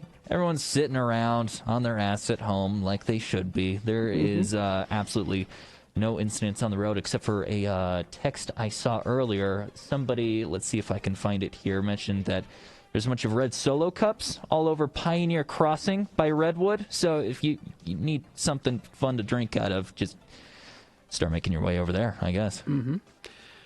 Yes, I just showed Gina back to the Dr. Fauci. This is something that Sid sent me. It says, this is the pin that I wear. It's got a man with a hand on his face, like the, God. Jeez. And it says, Dr. Fauci, patron saint of public health. I want it. Good guy. Boner candidate number 3. These are not emergencies. This is kind of a hodgepodgey candidate, but I was enjoying reading it, so I'm just making all of this a boner candidate. A recent Reddit asked 911 operators of Reddit, what's the stupidest reason someone has ever called 911? So I just have a list of things people have called 911 for. In July 1996, a dust storm blew in, and at least 20 people called 911 to report aliens. Yes, the dust storm did look exactly like the one in the movie Independence Day that was just released. No, aliens were not invading. I have popcorn in my eye. There's a ghost in my attic. I dropped a cigarette on the garage floor and I don't know what to do. This fried chicken is too dry. Someone called in because 2 squirrels were fighting in her back garden. We don't arrest squirrels, ma'am. Just let them be. I need some change. Let's see. In the height of the lockdown in the UK, sent to a lady who called for an emergency ambulance because, quote, her sex drive was too high and she needed to go to the hospital. Guy in his late 30s burnt his tongue on a baked potato. Thought he needed help with that. Someone who had had pain in their knee for 30 years decided at 3 a.m. this was the time to get it all sorted out and have an ambulance come pick them up. A man in his 40s had a nightmare. A man in his 20s thought he might feel unwell later, so he wanted an ambulance to come pick him up now, so he would already be at the hospital when he started to feel sick. That's just smart. Man who scratched his testicle in the night with a long fingernail. There's no blood, but it hurts. Caller believed his neighbor's jack-o'-lanterns were carved suspiciously. See, Nick, this is the kind of thing in the small-town paper that ends up in the police blotter. This is definitely police blotter stuff. I'm just curious what a suspicious pumpkin carving is. And here's the best one. 2 raccoons on the side of the road. One looked to be in distress. The second raccoon looked at the caller and put his paws around his neck, thus giving the universal sign for choking, like in a threatening manner. like, I'm coming for you. Please call 911. It's a dumb candidate, but I enjoyed reading it. Boner candidate number 3. These are not emergencies. All right, let's review the first two and vote. Boner candidate number 1. I will not be denied tacos. This is the guy who wasn't wearing a mask. They wouldn't serve him at the taco stand, so he took his skateboard and broke the window of the taco place with it. Boner candidate number 2. Do you really need more than one Burmese python? There's a guy in Salt Lake that had 20 over 10 feet long Burmese pythons. And several of our texters know this guy.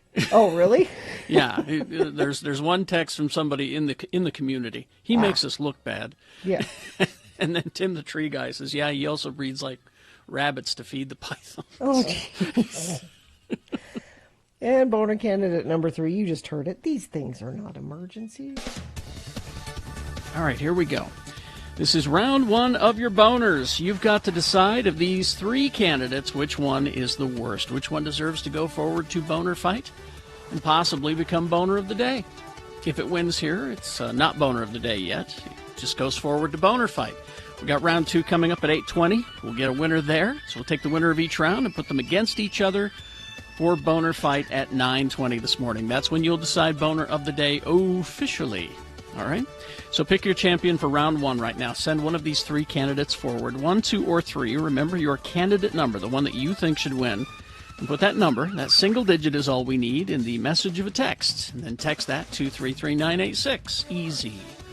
Or you can call 877-602-9696. They'll take your vote in the producer's booth back there in Salt Lake. Or you can go online, x96.com, look for the box that says Boner Voting October 12, 2020, and vote there. You have only until the end of these messages to do so. This is round 1. And now a message from the State of Utah COVID Task Force. The importance of wearing your masks. We keep talking about it, but apparently we have to keep talking about it. Wear your mask. Wash your hands. Don't touch your face. Social distancing. They're all real easy to do. Yeah, like I've said, it's not like, we're asking you to eat 10 bananas and stand on your head for 20 minutes every day. It's just wear a mask and wash your hands. So keep that in mind. Also, there is a small business quarantine employment grant. If you own a business with less than 50 employees, 50, you could qualify for the small business quarantine employment grant. It uses Federal CARES Act funds to provide reimbursement to small business employers, again, less than 50 or less employees, who pay employees to stay home during quarantine or isolation for a maximum of 40 hours per week for a period of up to 2 calendar weeks. There's a lot of restrictions, so you need to check in on that. But also testing is very important. We should get on that as well. But quarantine, isolation, if you have any questions about any of these, about COVID, go to coronavirus.utah.gov. It is the 23rd century. Humans have left the lonely confines of planet Earth and have sought their destiny among the stars. While many things have changed, one constant remains: the need for young men to venture forth and do the work of the Lord. This is the tale of 2 such men who at the age of 19 have answered the call of their general authorities and are embarking on a 2-year mission to spread the gospel throughout the entire galaxy. This is the story of Space Elders! Today, we join our missionaries as they land on a remote planet called Triskelion. Hey, Lehi, ever wonder where Zone Leader Hansen finds planets no one has ever heard of to send us to? Well, I'm sure these folks just call the 1-800 Subspace Channel and request visits by missionaries. Well, we've been on Triskelion for over a minute now, and no one's made an attempt on our lives. I'd say so far so good. Well, these are the agreed-upon coordinates. We were supposed to wait here for them to contact us. What the flip? Hey, where are we now? You are in a cavern miles below the surface of Triskelion. Looky, Butch, disembodied brains. Who are you guys? We are the providers. 200 quatloos for the tall one. 300 quatloos for the tall one. Excuse me, providers. I'm Lehigh Christiansen, and this is Elder Jensen. 500 quatloos for Elder Jensen. As I was saying, we represent the Church of Jesus Christ of Latter-day Saints. You know, the Mormons. 600 quatloos for Elder Jensen. We was wondering if you had heard of our church and if you'd like to hear more. 700 quatloos for Elder Jensen, and I'll let you have the fat one for free. Hey, wait just a minute. Missionaries come in pairs. You can't split us up. We are a package deal. Okay. 800 quatloos for both of the Mormons. That's my final offer. Did we just get sold to that glowing brain under the glass doodad over there? That's what it sounded like. We'd better get to the bottom of this. Excuse me. It's me over here, Lehigh. You know, the fat one. But you're not helping. Sorry. If you brains are done talking amongst yourselves, we'd just like to talk to you about joining our faith. Silence!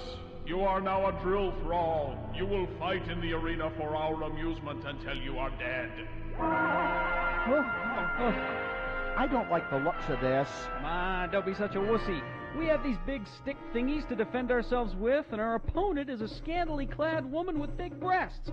Come on, lady, take your best shot. Ow! Hey, I wasn't ready. Try that again, I dare you. Ow! Hey, that's gonna leave a mark.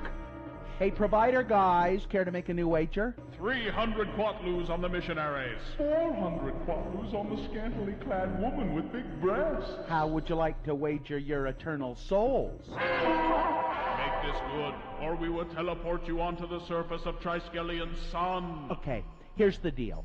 If we win, we get to go free, and you donate 1,000 quatloos to the LDS Church Missionary Program. We lose, and we will remain drill thralls and fight for your amusement. I don't know. That's a lot of quatloos. Well, you chicken? You have a wager.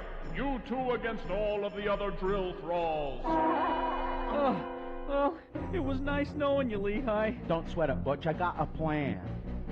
Is this the end of Butch and Lehigh? Will they spend the rest of their very short lives as drill thralls? Can quatloos be used to pay tithing? How exactly would you baptize a disembodied brain anyway? Tune in next time to hear Lehigh say, "Put down your stick, Butch, and follow my lead." Well, but we couldn't take a Percy girl thrall, and you think we can take on all of them without weapons? Trust me. Excuse me, drill thralls. I'm Elder Christiansen of the LDS Church. My companion, Elder Jensen, Hi. And I were wondering if you'd like to learn more about the Mormon Church. Hey, where's everybody going? Foul! You cheated! I demand a rematch! On the next eye-gouging episode of Space Elders.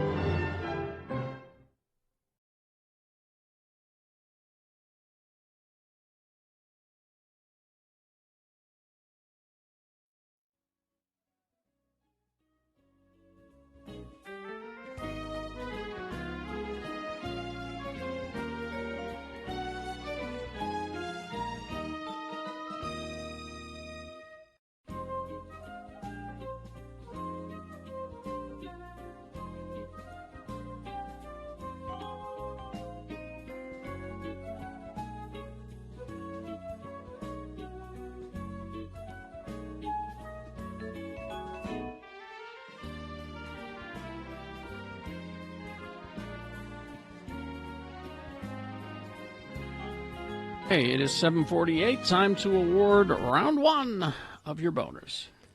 And it's brought to you in part by Chicken Fajitas. Also, by right now, save up to $150 off select tires, off select sets of tires, only at your locally owned and operated Big O. Don't forget Big O has financing available. Big O Tires, the team you trust. Boner candidate number one was, I will not be denied tacos. This is a man, we hear this story every day now, refusing to wear a mask, so they told him he couldn't come into the taco restaurant. So what does he do? Well, what would make sense is if he went and got his mask, and then he could go get his tacos, and we could all go about our day, and it would be fine. But no, he decided to take his skateboard and throw it through the window of the taco place. Boner candidate number two, do you really need more than one Burmese python? I guess people in the Python community know this guy, Mr. Bone. Yeah, they don't care for this guy. He makes them look bad, apparently. Had a bunch of pythons without a license and fresh weed and guns that he's not supposed to have and all kinds of stuff. And boner candidate number 3, these things are not emergencies. It was just a big Reddit list of things people have called 911 for, but I enjoyed them, especially the raccoon that was looking at the guy making the choking motion like I'm coming for you. Man, that was my favorite. I don't have I've got that. Okay. So number 3 was close. Yeah, people liked that. They thought it was funny. But, of course, the number 1 was the winner. Of course. Will not be denied tacos. Because that's the world we live in now. That is the winner of round 1. It goes forward to Boner Fight. Might be Boner of the Day. We got round 2 coming up at 8:20 with 3 more, 3 different candidates. We'll get a winner there. And then we'll take both of those winners and put them against each other. You will decide Boner of the Day at 9:20 this morning. That's when Boner Fight happens. And now, ladies and gentlemen, it's that feature you know and love. Hello, sailor boy! Oh, so my son Festus graduated from Navy boot camp last week. Oh, so he did make it. He did make it. So what? The last thing you have to do before graduation it's called battle stations. Doesn't that sound tough? It's a simulated ship, and apparently the people at Universal Studios designed this ship. Really? It's like a ride. It shakes and moves, and like you have to go through 24 hours on this fake ship where things happen and you have to react. Like there's a flood in this compartment. All decks to battle stations. This is not a drill. All decks to battle stations. Or there's a fire, below deck that you got to put out, and there's a man overboard, all that. That poop deck needs to be swabbed. Exactly. But went through that and passed. And normally the family can go to the graduation. It's just like any graduation. But of course, COVID, everything. So they had a virtual graduation, which if there are dozens and dozens of people graduating and they're all wearing the same thing, I couldn't see him, and there was no way. And they all have the same haircuts too. Yeah. Well, and they're all wearing masks. So it's this. I think that's you. Yeah. So I watched it, but I couldn't see him. But after graduation, I got a text from him. He got his phone back. He hasn't had his phone for 10 weeks. That's right. For some reason, they're on real world blackout or something like that. They're not allowed access to the real world. So he sent me this text. He said, "They just put me on a bus a little while ago. Holding a phone feels weird. Kind of like Betty White discovering AOL Messenger for the first time. What is this phone thing that I..." But he said, so we started texting back and forth, and he said, "They don't tell you anything in the military. I didn't know I was leaving. I don't know where I'm going. They just say, get your stuff and get on the bus. But here's your phone." So at least he could have that. Okay. Wow. And they put him on a military plane and flew, because I said, "Where are you going to the airport?" He's like, "I don't know. I hope so. I want to get a double quarter pounder if we go to the airport." Priorities. But they didn't. It's all military. And so all along we've been thinking, once he gets to, it's called A school. Mm-hmm. And it's like college. He's going to medic school. It's school from 8 to 4, and it's college. He lives in a dorm, that kind of thing. Mm-hmm. But we thought, we can maybe go visit him while he's there, because he's going to be there for 10 months. And his wife was supposed to leave this week to go look for an apartment close by base, because in regular times he could go off base and like go to dinner with her or whatever, and on the weekends he could go stay with her during the weekends. Not now. None of that. Nope. He cannot leave the base for 10 months. Wow. Now she, because she has a military ID, can come on base and visit him. She can't stay there with him. but, they screen you. But he is not allowed to leave. There's no liberty. There's no... So now, this is 10 months. I am hopeful that this COVID thing will be much better in less than 10 months. But potentially, I could not be in the same room with him for 10 months. Wow. Is that crazy?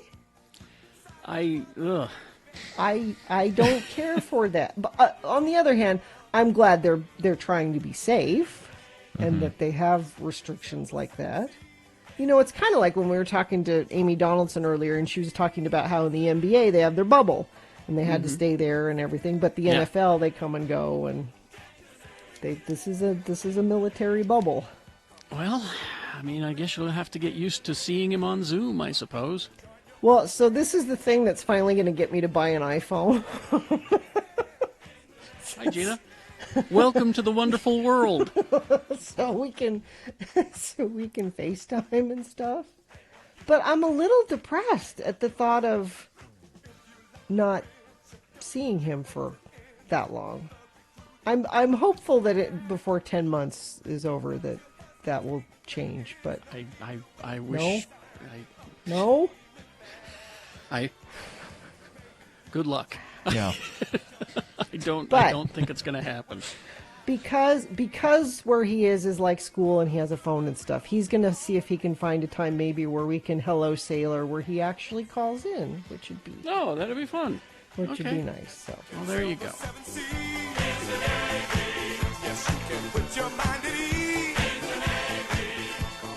All right. Traffic, Nick. I really want to do a good job today. I do, but there's nothing out there.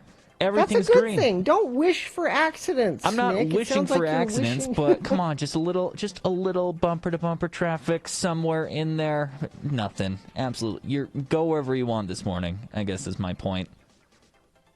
There's your Is traffic. anyone paying for That's it? your traffic. There's Anybody your traffic. paying for that? No. Nope. That's it. Okay.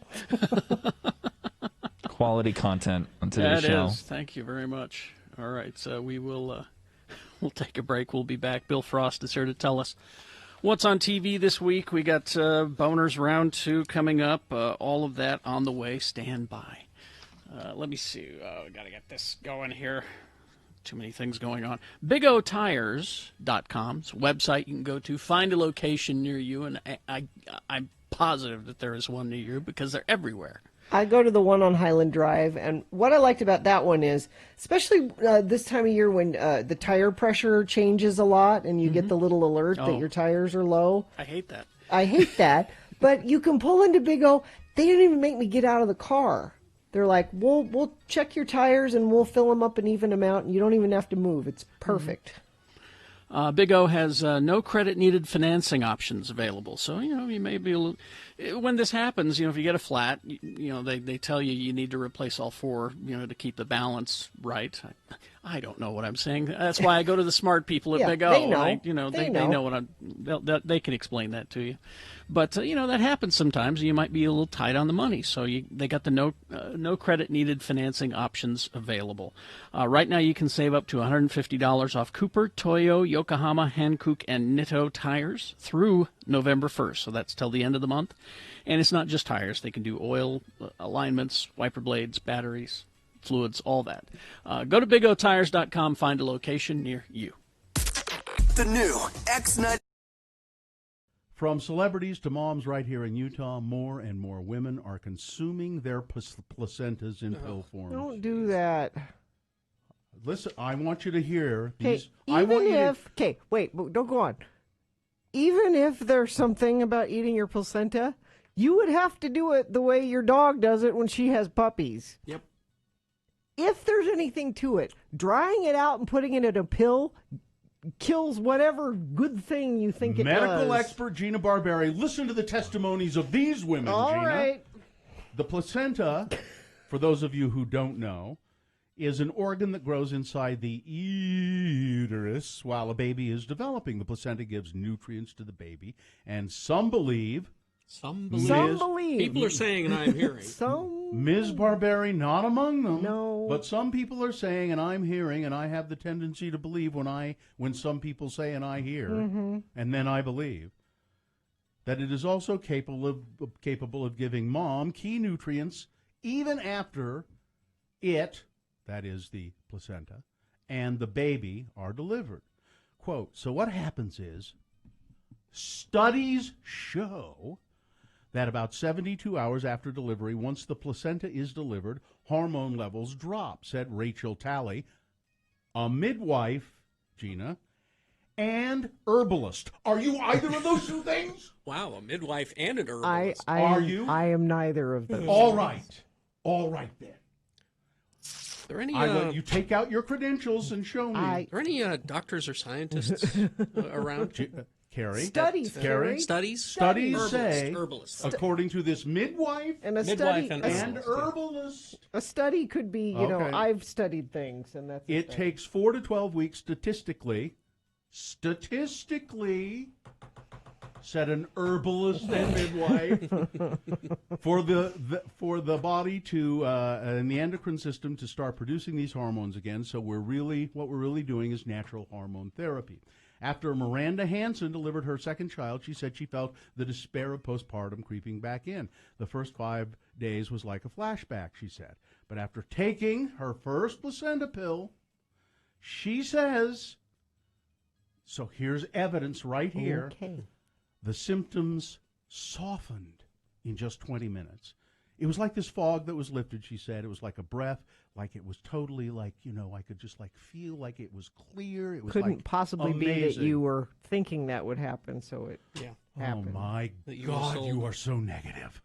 Miranda says she bonded with her baby, got back on her feet quicker, and dropped her baby weight faster after taking the pills. Other moms, like Melinda Dratchell, also weighed in. I'm a big fan of Western, like modern medicine, she said. I'm all about the epidural, which I know you are, Gina. Big fan of the epidural. But she said the placenta pills worked for her. It was a little strange at first when I started talking. And they kept the taking them. cougars away, and they kept Rachel Talley midwife and herbalist, charges. What are you charging for this advice, Gina? Huh? It's free. She charges $250. Okay. How much does she charge? And that's what it's worth. How much does she charge? That's what your advice is worth. Because her advice, midwife and herbalist, $250 for her services. She said a placenta typically yields about 200 to 300 pills. Some hospitals won't release the placenta, but if they do, and if it's handled correctly, the health department said they don't see a risk in consuming your own placenta, but they do caution folks not to share their placenta with somebody else. Please let me have some of your placenta. No. Come on. No, don't share. No placenta sharing out there. Okay. Rachel Talley, midwife, herbalist, and placenta encapsulator. And making money off of it. She is. Wait, that couldn't possibly have anything to do. She is a placenta encapsulator as well. A placebo encapsulator. Yeah.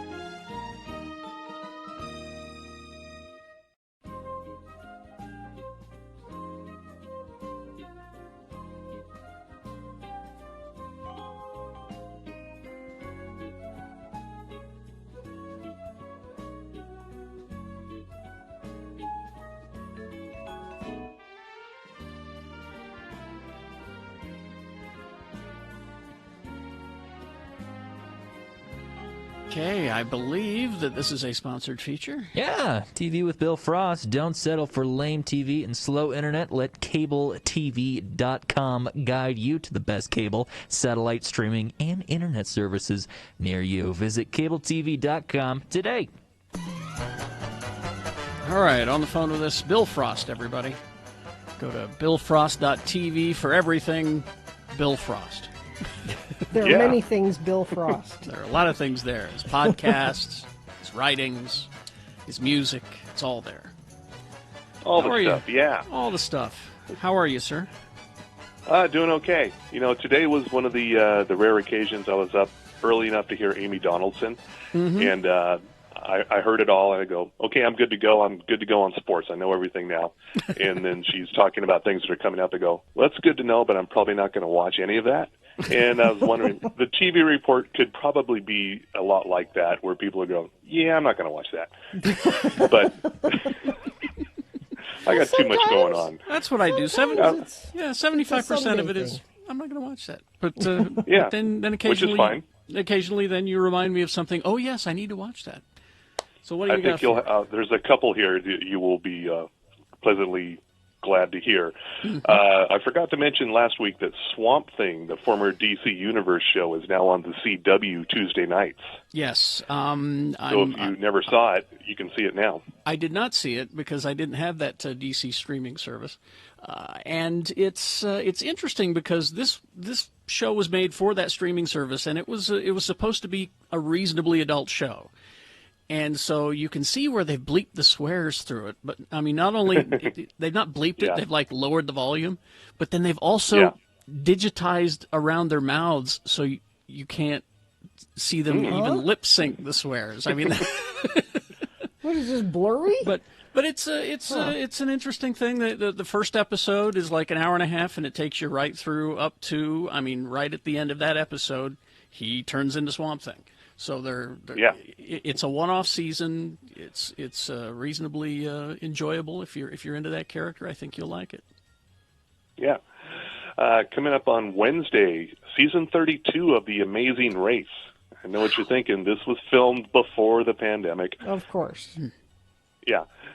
And so they're traveling around the world, a bunch of teams all over Europe and Brazil and all over the place. And we were recording TV Tan podcast last night, and we were wondering what the next season of The Amazing Race will be, since Americans can't go anywhere now. Yep. And we think they should do it in the Deep South. Just exclusively in the Deep South, the next season of The Amazing Race. To wrestle alligators and stuff? Is that... Yeah, all of that, yeah. Well, and it's a death match as well. The winner is the last one still alive. Yes. And Carrie, season 5 of Baroness von Sketch Show premieres Wednesday on IFC. I probably am the only one looking forward to it, although you should know. I get a lot of drops from that show. This is a very funny bunch of people. Yeah, 4 Canadian women sketch comedy show. It's really weird, and if you look, I think the first episode dropped on demand already, so you can watch it now. Okay. I already watched it, yeah. So, and also, Carrie, Star Trek Discovery Season 3 on Thursday on CBS All Access. Yes, I know. Looking forward to it. And I noticed they've been running it on CBS, the first season. I think so, yeah. I heard a rumor that they were going to do that, but I didn't ever find a really good source that said that this was in fact going to happen. I will dig further into it. I will be your source. I'll do what I can. Please do. And also on HBO Max on Thursday, here's some liberal porn for you. The West Wing benefit for When We All Vote. That's Michelle Obama's Get Out the Vote thing. Mm-hmm. And this is a staged reading of a Season 3 episode called Hartsfield Landing, where you have Martin Sheen, Dule Hill, Rob Lowe, Bradley Whitford, Richard Schiff, Janelle Maloney, Allison Janney, and Sterling K. Brown filling in for John Spencer, who's dead. Oh, okay. And, yeah, this is a stage reading of that episode. So they're in an empty theater reenacting this episode, and during breaks, You will hear from Michelle Obama, Lin-Manuel Miranda, and Bill Clinton. They'll be telling you to get out the vote. So it's a stage. It's not like a Zoom, because a lot of these have been Zoom. It's not calls. a Zoom thing, no. Okay. It's a real thing. Yeah, it's on Yeah. stage. And the episode they're reenacting was centered around voting rights and getting out to vote.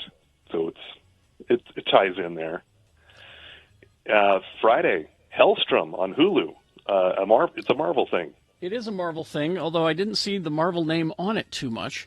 No. It's based on this comic book that I'm showing you cool. at x96.com/live. It says Son of Satan on it. It's the Son of Satan. Damon Hellstrom is his name. And, I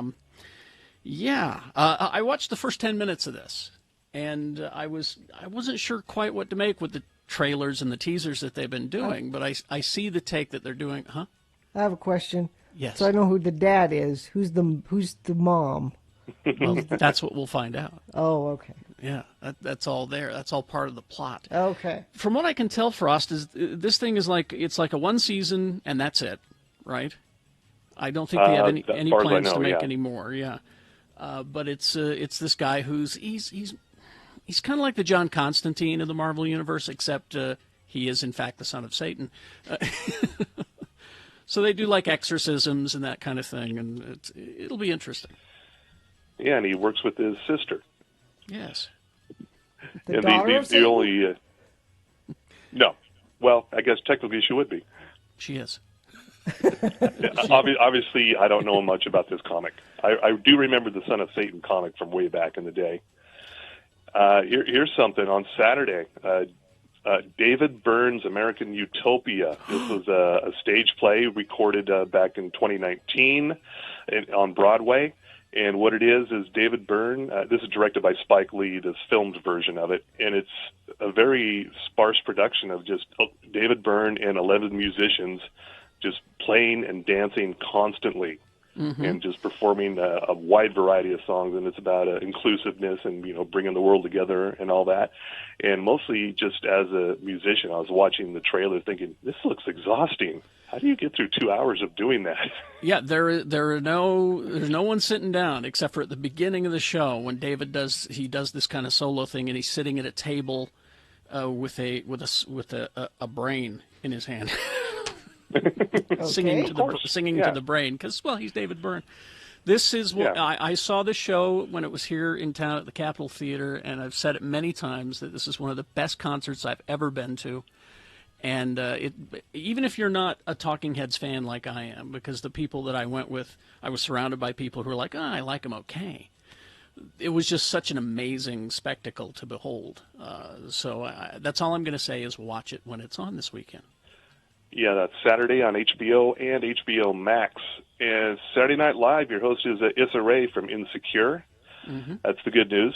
Then there's Justin Bieber. So your mileage may vary on that. Yeah.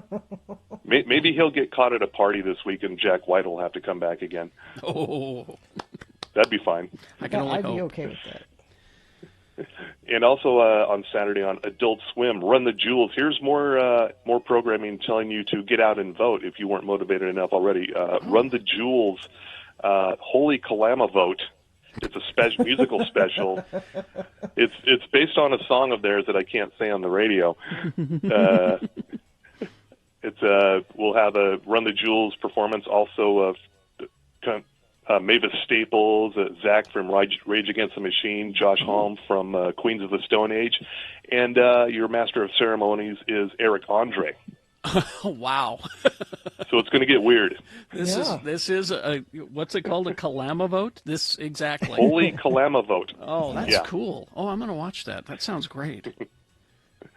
And of course, Sunday we wrap up the seasons on HBO of Lovecraft Country. Oh, really? Okay. And yes, and also a show I've been watching. I don't know who else has been watching it. The Vow on HBO about the NXIVM cult. It must have gotten better because we watched the first episode. We were just like, but everyone's it's pretty slow. Yeah, everyone's talking about it, and they say that it picks up, and I'm like, it was just too slow for me. Yeah, it is very slow. And Keith Raniere, he's just a walking red flag. And it's kind of fascinating to watch how everybody fell for this guy's shtick. Well, it's I about a posted sex on Twitter cult. that It should be exciting. It's not.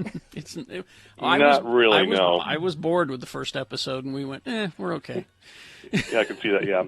Mostly, I posted this on Twitter a couple weeks ago that he reminds me of Beavis and Butthead's teacher, the hippie. Yes. Okay, yeah, kids, today we're going to... yeah. That's him, exactly, yeah. Perfect. Right. And, that's the week there in new stuff. Oh, thank you, Bill Frost, everybody. Here to tell us what's on TV. Thank you, sir. All right. Traffic, Nick. Yeah. Traffic. Brought to you by Injured in an Accident. Everyone deserves an advocate. Call 801-355-5550 or go to UtahAdvocates.com. We finally have traffic. Very excited about it. Out in Tooele, Curtis is reporting 2 rabbits in his driveway. So if you're going to see Curtis, you better avoid those rabbits. Other than that, it's all looking good. You see something, say something, text us. 33986 is the number. All right. We got round 2 of your boners coming up. Gina, do you want to give us a preview? Yeah, well, maybe you want to move out to Tooele. Maybe you love rabbits, and you're like, I want to buy a house in the place where the rabbits are, and that's in Tooele. Oh, but I got to sell my house first. Well, I have somebody you should call. Joshua Stern with Keller Williams will help you not only sell your home, but help you find your new one in Tooele, where the rabbits are. Josh's homes are selling in an average of 28 days, and for 4% more money, so like on a $300,000 home, that's $12,000 more dollars in your pocket. Then you take that $12,000, you buy some new TV to watch some of those shows that Bill Frost was telling you about. But it all starts with calling Josh, 801-444-9100, or you can go to his website, sternteam.com. That's sternteam.com. He's a great agent, and he knows life happens. So if you need to get out of your contract with him at any time, he'll let you do that. Call him and talk to him, 801-444-9100, or go to sternteam.com. Joshua Stern from Keller Williams, you should call him. Reasons why wearing a It is the 23rd century. Humans have left the lowly confines of planet Earth and have sought their destiny among the stars. While many things have changed, one constant remains: the need for young men to venture forth and do the work of the Lord. This is the tale of 2 such men who at the age of 19 have answered the call of their general authorities and are embarking on a 2-year mission to spread the gospel throughout the galaxy. This is the story of Space Elders!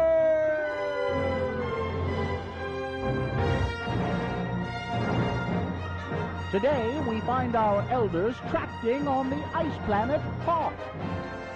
Oh, man, it's cold out here. Why is it so cold? It's an ice planet, Lehigh. What do you expect? Well, I'm sure glad my mom sent me these mittens. And Zone Leader Hansen has sent us to some pretty dismal places before, but this has got to be the worst. Well, I hope that this Wampa fella lets us in and offers us some piping hot postum. You know, these tauntaun thingies smell funny, and they're just not very comfortable to ride. I wish our hyperbikes hadn't frozen up. Let's see, 3rd cave on the left, just past the 2nd snowdrift. Yep, this must be it. Hello? Hello, Mr. Wampa? I don't suppose his first name is Willie, do you? See, Willie Wampa. What? Hello, anybody home? Hey, pal, that's my ride home you're having for lunch. You must be Mr. Wampa. Hi, I'm Elder Christiansen, and this is my companion, Elder Jensen. Hi. We represent the Church of Jesus Christ of Latter-day Saints. You know, the Mormons. Look out, Butch! Oh, man, he knocked you down. That's going to leave a mark.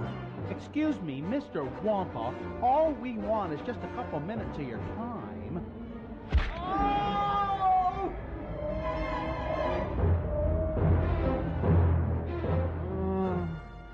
Oh, man. Where am I? Oh, heck. Hey, Lehigh, wake up. Oh. Wake up.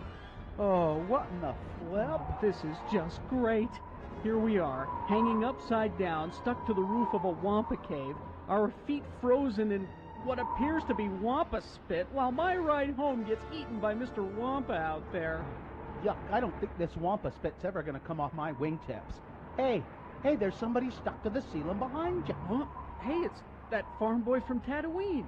Hey, Luke, Luke, wake up! Huh? Ben? No, not Ben. It's me, Butch.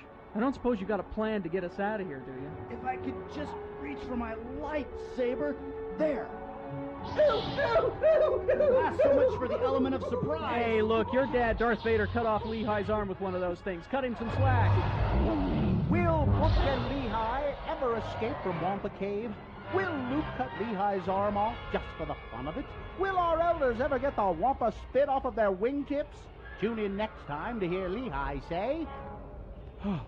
Oh, thanks, Luke. For a minute there, I figured we was Wampa Chow. Luke. Ben? Luke. Ben, is that you? You will go to the Dagobah system. Mr. Kenobi? Dagobah? I've never even heard of it. It's a swamp planet. You're not missing much. You must seek out Yoda and continue your training. But I've already been to the MTC. Ben? Yoda? Dagobah? Mr. Kenobi, are you sure? I mean, we've already been to Dagobah. Hold on. I've got some problems here. Luke, you go to Dagobah and seek Yoda.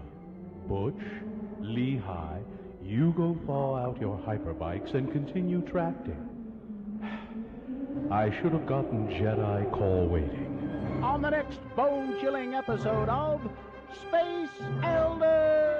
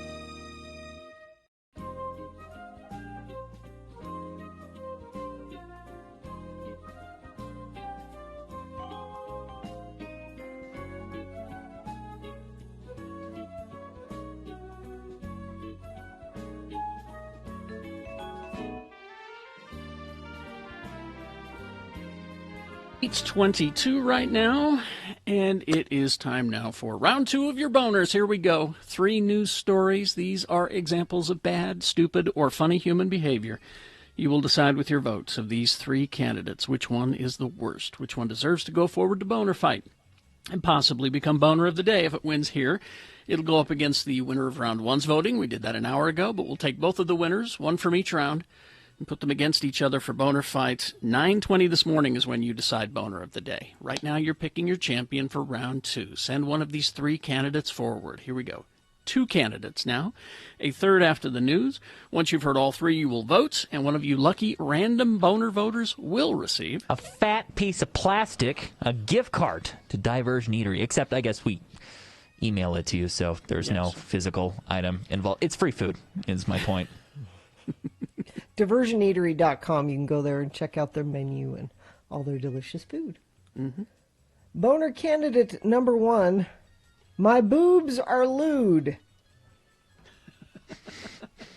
A passenger flying with Southwest Airlines has claimed that employees with the carrier made her cover up her outfit after deeming her cleavage to be lewd, obscene, and offensive. I don't know if we have this picture to put up at x96.com/live. Kayla Eubanks took to Twitter to share her story on Tuesday, along with the photo of the outfit in question. In the selfie, Eubanks is seen wearing a low-cut top and a long red skirt. At the time, she had also written that she was initially denied boarding altogether. Y'all, I was kicked off my Southwest flight because my boobs are lewd, she said. I was told that passengers may look at me in my attire and be offended, she wrote. Eubanks further claimed that a gate agent at LaGuardia Airport initially denied her boarding while trying to look up Southwestern's policy on passenger dress. Looked at her and went, I don't think that's okay, but I need to find the actual statute that says like, now it's like it, so we don't have the picture there. It's a low cut, and you see like half boob maybe of her. It's pretty low cut, but it's not, horrible. I think she'd be fine on the plane. In another tweet, she shared a video of the pilot coming to speak with her after she alleged to be waiting 25 minutes to board the plane. He made a joke at first. He said, "They're hating on you for looking good, right?" This is the pilot. And then they found a T-shirt for her and said, "Here, you can put this T-shirt on." The woman later alleges she finally agreed to cover up with the T-shirt, but she said, "It's not like my breasts are out. I mean, part of them are showing, but they're covered up. It's not like they're all out or anything. I don't have a T-shirt with a curse word on it. That would be considered obscene." Boner candidate number 1. My boobs are lewd. Boing. There we go.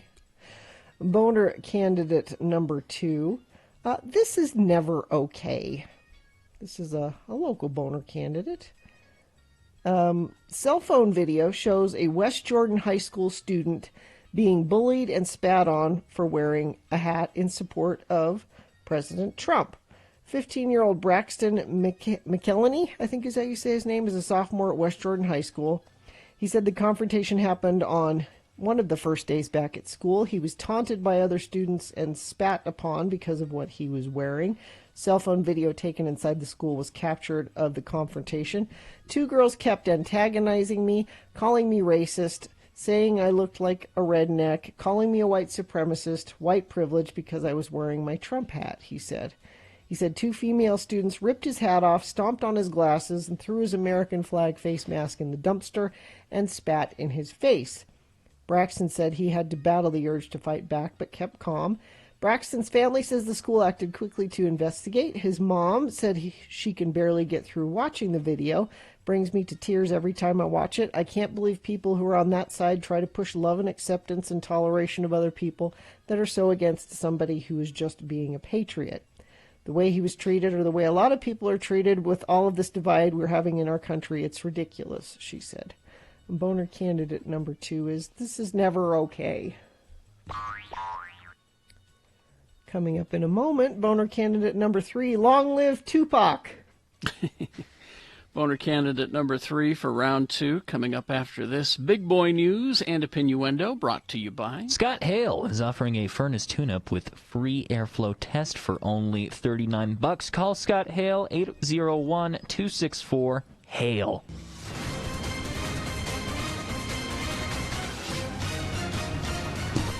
So there were 2 Trump stories over the weekend that I went, no, really?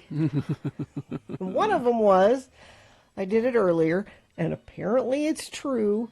The New York Times confirms it, that when Trump was at Walter Reed Hospital, he thought it would be a good idea to put a Superman t-shirt on under his button-up shirt. And when he was released from the hospital, he'd sort of act like he was sick.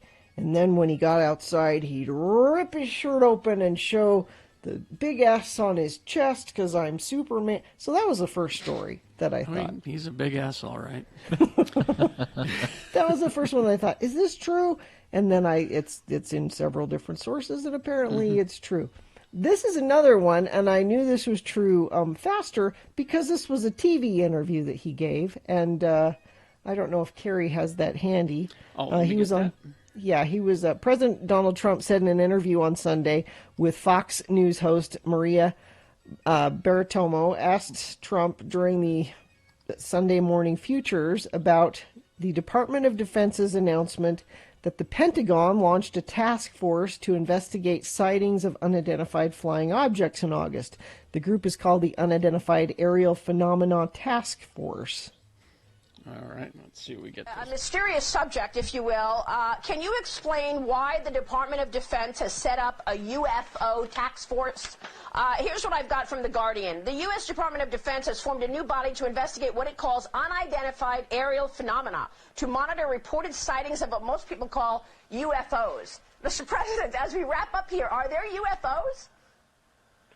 Well, I'm going to have to check on that. I mean, I've heard that. I heard that 2 days ago, so I'll check on that. I'll take a good, strong look at that. But I will tell you this. We now have created a military, the likes of which we've never had before, in terms of equipment. The equipment that we have. Yeah. I will look into that. Very strongly. Very strongly. I'll look into that very strongly. He's had 4 years. If he was curious about it, he would have known by now, all right?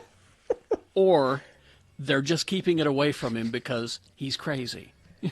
He's the guy we want for first contact. He's the person we want there on the front lines talking to the aliens. Exactly. I'm president and you're not. Now, unidentified flying objects is probably like the Russians or the Chinese. Yes. Or it's not necessarily aliens, but just him saying, well, I'll have to look into that. I'll look into that very strongly. Which is what he says when he plans on doing nothing. Now, I asked Kerry if he was going to do this story in Geek News, and he said no, which I was sort of surprised, but tell people your reasoning. Cleopatra was a real person, not a science fiction or comic book property. Paramount Pictures has won an auction for an epic that will have Gal Gadot wearing a crown of a real Wonder Woman in history. Also, Wonder Woman Helmer Patty Jenkins is on board to direct Gadot in Cleopatra, a period biographical drama. The Egyptian Queen's Tale has all the makings of a big female empowerment story told by women. Now, she's mostly been played as a seductress. I see comic book guy wants to comment on. Not a science fiction or comic book related character. Now, I thought what comic book guy was going to excuse me in, and there's some controversy about this, because Gal is Israeli, and there are people saying, why do we not have someone of Arab descent starring in this? Some Egyptian, some. I wasn't going to bring that up. You know. Now, if I may, excuse me. Excuse me. Cleopatra was Greek. She was? Yep. She is. Her father was Greek. Now there's some debate on who her mother was, and her mother could have been Egyptian, but at that time, Greece and Egypt had a lot of people moving back and forth, and she was Greek. So, excuse me. She was Macedonian, to be specific. Excuse me. So, again, thank you, Andrew. Thank you.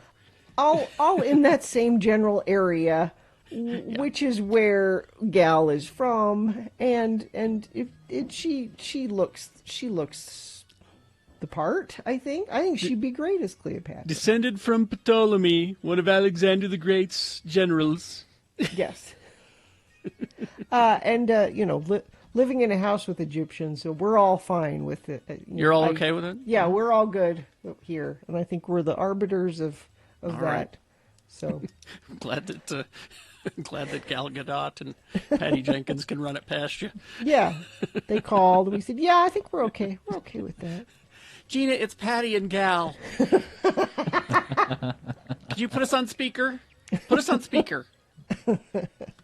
I told my daughter, she loves Gal Gadot in Wonder Woman, and she was very excited at the thought of her playing Cleopatra. Well, if I were Gal Gadot, well, that's a story. But if I were Gal Gadot, I'd be a little concerned that I'm typecast into playing Greek characters. Whoa, yeah. Why isn't Woman. anyone talking about that? Wonder Woman. If you're waiting for the COVID-19 pandemic to subside across the state of Utah, last week was a reminder that is unlikely to happen anytime soon. Department of Health on Sunday reported 1,200 new cases and 7 new deaths statewide for the 7-day period beginning October 5th and ending on Sunday. Utah's reported 8,226 cases and 40 deaths. And usually thanks. I don't know. We're still not clear whether we'll do a mask mandate or not. I don't know about that. Just do it, Gary. Positive COVID-19 cases continue to spike. 6 of the past 7 days have seen more than 1,000 cases, including Thursday's single-day record of 1,500. And it's not getting any better. Everybody that knows that wearing a mask is important is already doing it. That's why we need a statewide mandate to capture those people like our boner candidate earlier who wanted a taco and didn't want to wear a mask. Sorry. Yeah. Have to wear masks, please. Carrie, I don't know where we are on time. You're good. Okay. Yeah, sports, weather, traffic, Nick. Sports? I didn't know I had to get that ready, but I do. My bad. Well, I do know tonight, at the very least, we will see the unfolding between the rivalry of Randy Orton and what's his name? So important, you know. Another wrestler. Wrestling. This is wrestling, of course. We're talking WWE Monday Night Raw, and we might even see an appearance from Bray Wyatt's The Fiend. I know he has been driving some of the wrestlers insane with his mandible claw coming out there, interrupting the services that they have going. It's really interesting, actually, if you have been watching WWE right now. They don't have a crowd at all, right?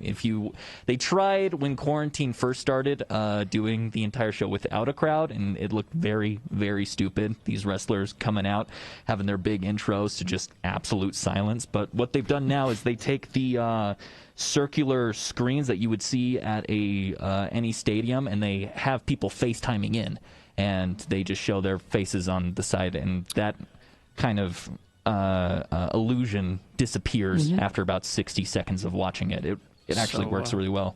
So what could go wrong? What could go wrong? People at home, what could go wrong? Or worse than that, right? There might be some guy who's feeling a little flashy that night. Yeah, but exactly. Yeah.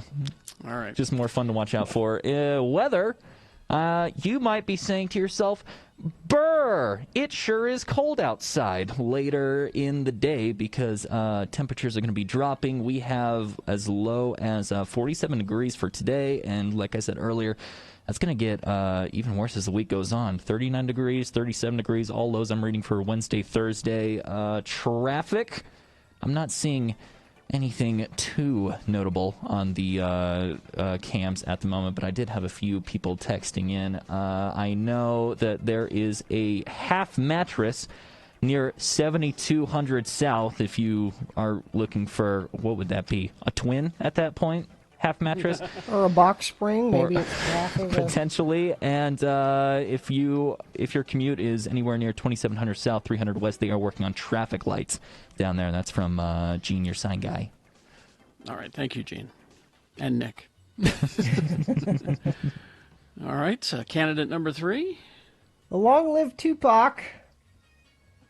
President Donald Trump's campaign left a ticket for Tupac Shakur at Wednesday night's vice presidential debate.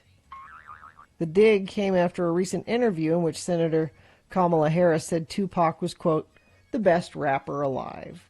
So she made a misstatement. Tupac's stepbrother said that the invitation by the Trump campaign was clearly disrespectful to the late rapper's loved ones. President Donald Trump's campaign left the late rapper Tupac Shakur a ticket at Wednesday night's vice presidential debate as a dig to Senator Kamala Harris following a recent interview with Angela Rye last month, where Harris was asked who she thought was, quote, the best rapper alive. Tupac, she said, then chuckled after she realized her error. So they asked her, the question was, who's the best rapper alive? And she said Tupac, and then she kind of laughed oh, wait a minute, but he's We not all alive. joke that he's alive because he's released how many albums since he died? And that's the joke, and that's what she was doing. And there's a conspiracy theory that maybe he's not, like Elvis. She was giving an answer that was also a joke, but a truthful answer. But then Stephen Miller of the Trump campaign says, I can confirm we have left a ticket for Tupac Shakur, who we know is Senator Harris's favorite rapper alive. I don't know if he's going to show up. I'm personally more of a Biggie fan if he's still alive, but we will have a ticket waiting for Mr. Shakur. Now, this might be funny in some other realm. This is the vice presidential debate where this kind of thing should not be done. So, boner candidate number 3, long live Tupac. All right, let's review the first 2 and vote. Now, as far as one of the candidates, I have the actual picture here. Oh, there you go. I mean, Okay, it looks like a bikini top, I guess. Mm-hmm. But she looks nice. I mean... All right. Well, let's review the first 2 and vote. Well, that's what Carrie's showing you at x96.com/live. Boner candidate number 1, my boobs are lewd. This is the woman that Carrie's showing you the picture of. Southwest was giving her a hard time about getting on the plane and said she was lewd, and she said, well, I think I look nice. And they gave her a T-shirt to wear. But they couldn't find the actual statute that said what's lewd and what's not, because it says something like if you have swear words on your shirt or something like that, you can't write. And she's like, I don't have anything like that. So that's number 1. Number 2, this is never okay. This is a Utah high school student who was bullied for wearing a Trump hat to school. And boner candidate number 3, long live Tupac. All right, so there we go. Let's get to voting. Round 2 of your voting. Here we go. 1, 2, or 3. Remember your candidate number, the one that you think should win. Put that number, that single digit, in the message of a text. Text that to 33986. Just put that single digit in the message of a text. That's all you need. Send it on in. Computer will count it for us. Thank you. Or you can call the producer's booth and they will take your voice vote at 877-602-9696. Or you can go online to x96.com. Look for the box that says Boner Voting, October 12, 2020, and vote there. All right. Now, this is round 2 of your boners. This is not the boner of the day. This candidate will go forward to face off against the winner of round 1's voting. We'll take both of these winners and put them together at 9:20 this morning for boner of the day. That's when you will vote. That's when boner fight happens. So be ready for that. You have until the end of these messages to do so. This is round 2. The Park City Area Restaurant Association presenting the 8th annual Dine About Park City. Now, it looks like this is the last week for that. It ends on the 18th. You go to parkcityrestaurants.com. It happens once a year. And it's a 2-week culinary affair featuring savory 2-course lunches and 3-course dinners at more than 30 area dining establishments. It's a great opportunity to try a restaurant that you've always wanted to try, and they make it very affordable. For example, lunch courses, 2 lunch courses, range from either $10 to $15 per person, and 3-course dinners range from $20 to $40 per person.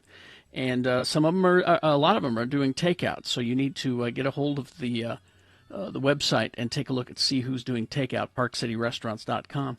And also the lodging partners, Stay Park City, offering exclusive lodging packages for Dine About guests. So what a great weekend this could be. You could go up and stay, have a nice dinner.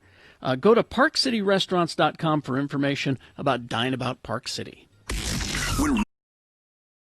It is the 23rd century. Humans have left the lowly confines of planet Earth and have sought their destiny among the stars. While many things have changed, one constant remains: the need for young men to venture forth and do the work of the Lord. This is the tale of 2 such men who at the age of 19 have answered the call of their general authorities and are embarking on a 2-year mission to spread the gospel throughout the galaxy. This is the story of Space Elders.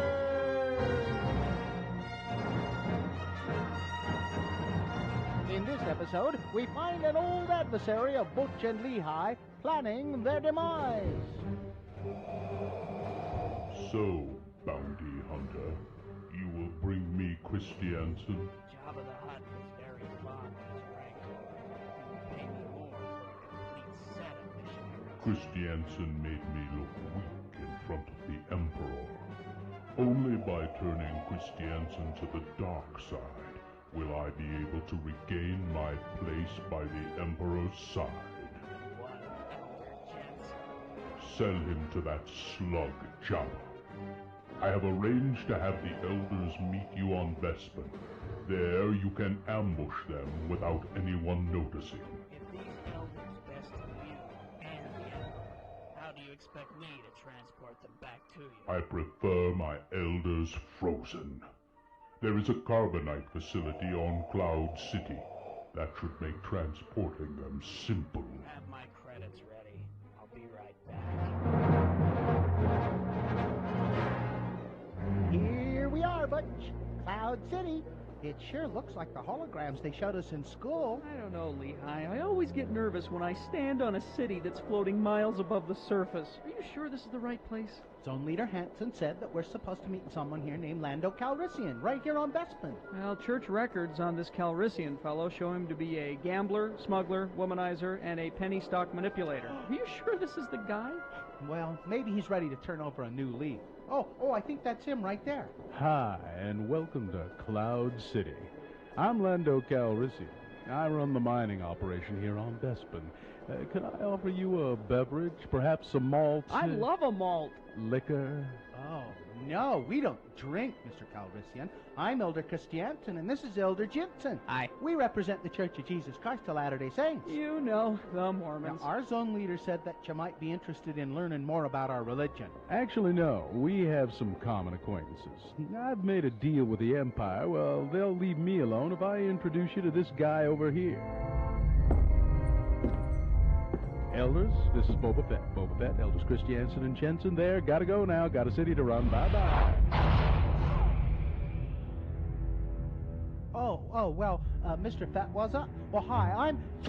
Hey, I'm all tied up. Cool toy. I need to get me one of those. We could convert more people if we could just tie them up first. Now, Butch, I don't think we would be allowed to hog-tie prospective converts. Excuse me, Mr. Fett, could you untie me now? One down, one to go. Don't push my companion in that hole! Whoa! What have you done to my companion? Is Butch dead? No, he wouldn't be worth much to me dead. Jabba wants to see him die in person. Your companion is frozen in carbonite. Now, if you would be so kind as to throw yourself down in there, we can get on with this. You're going to take us both back to Jabba's palace? No, you have an appointment with Darth Vader and the Emperor. Cousin Darth? Oh, my. Hey, get over here. Sorry about this, Butch, but I need you to do something for me. Ah!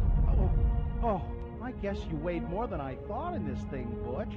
I'm sorry, Mr. Fat. I hope my companion, who's now frozen in carbonite, wasn't too heavy. Oh, geez, what do I got to do now? I better go for some help. Never leave your companion, Lehigh. Mr. Kenobi? It is the first rule. You must never leave your companion. Obi-Wan, come back. I need some help. Oh, well, I guess I can put you on my luggage rack like this, Butch. Come on, let's go.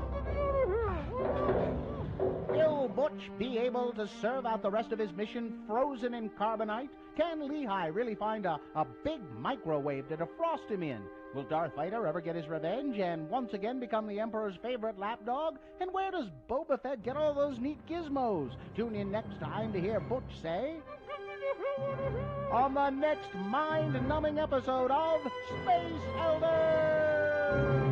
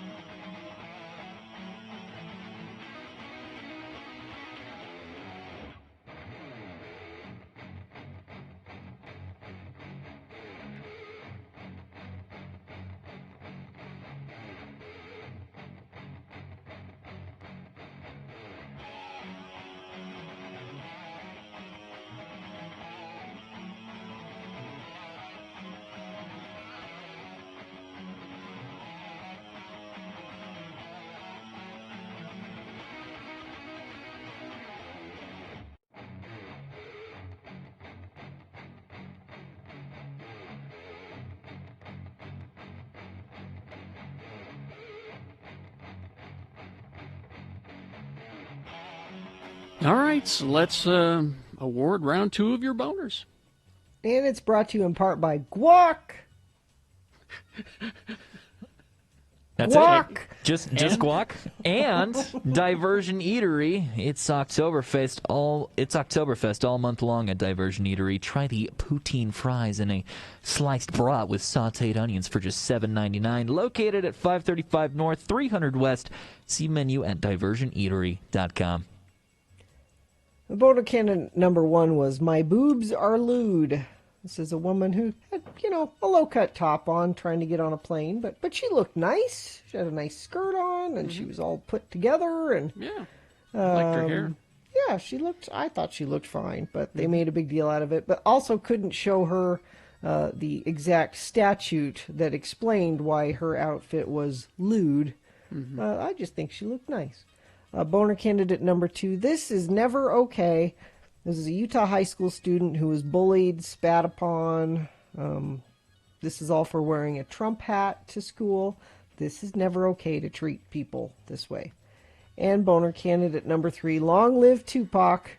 Apparently during the vice presidential debate here in Salt Lake on Wednesday, the Trump campaign thought it would be funny to leave a ticket for Tupac Shakur to come to the debate, because in a previous interview, Kamala Harris had said that Tupac was the greatest rapper alive, and then she kind of laughed because it's a joke, because people joke about whether Tupac is actually dead or not. So I don't have the information. Katie, I've got it. Have it? It looks like Jean won our Diversion Eatery gift card, so go have some good food.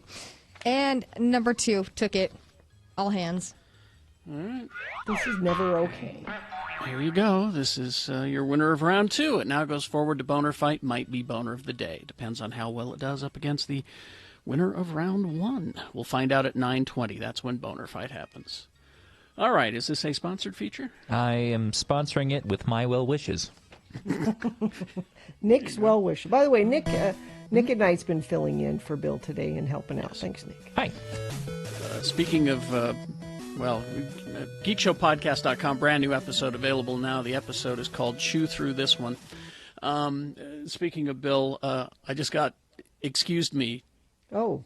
When we were talking about Cleopatra earlier. Uh-huh. Gal Gadot cannot play Cleopatra. Why? According to Bill. Excuse me, she's too old. Cleopatra was 18 when she was queen. Oh, and we also got excuse me because it's Gal Gadot, apparently, not Gal Gadot. Gadot. Right. So a couple of excuse me's about that. Excuse me. All right. Well, we have several things for you to watch while you're working today, because you don't work at work, you just watch videos at work.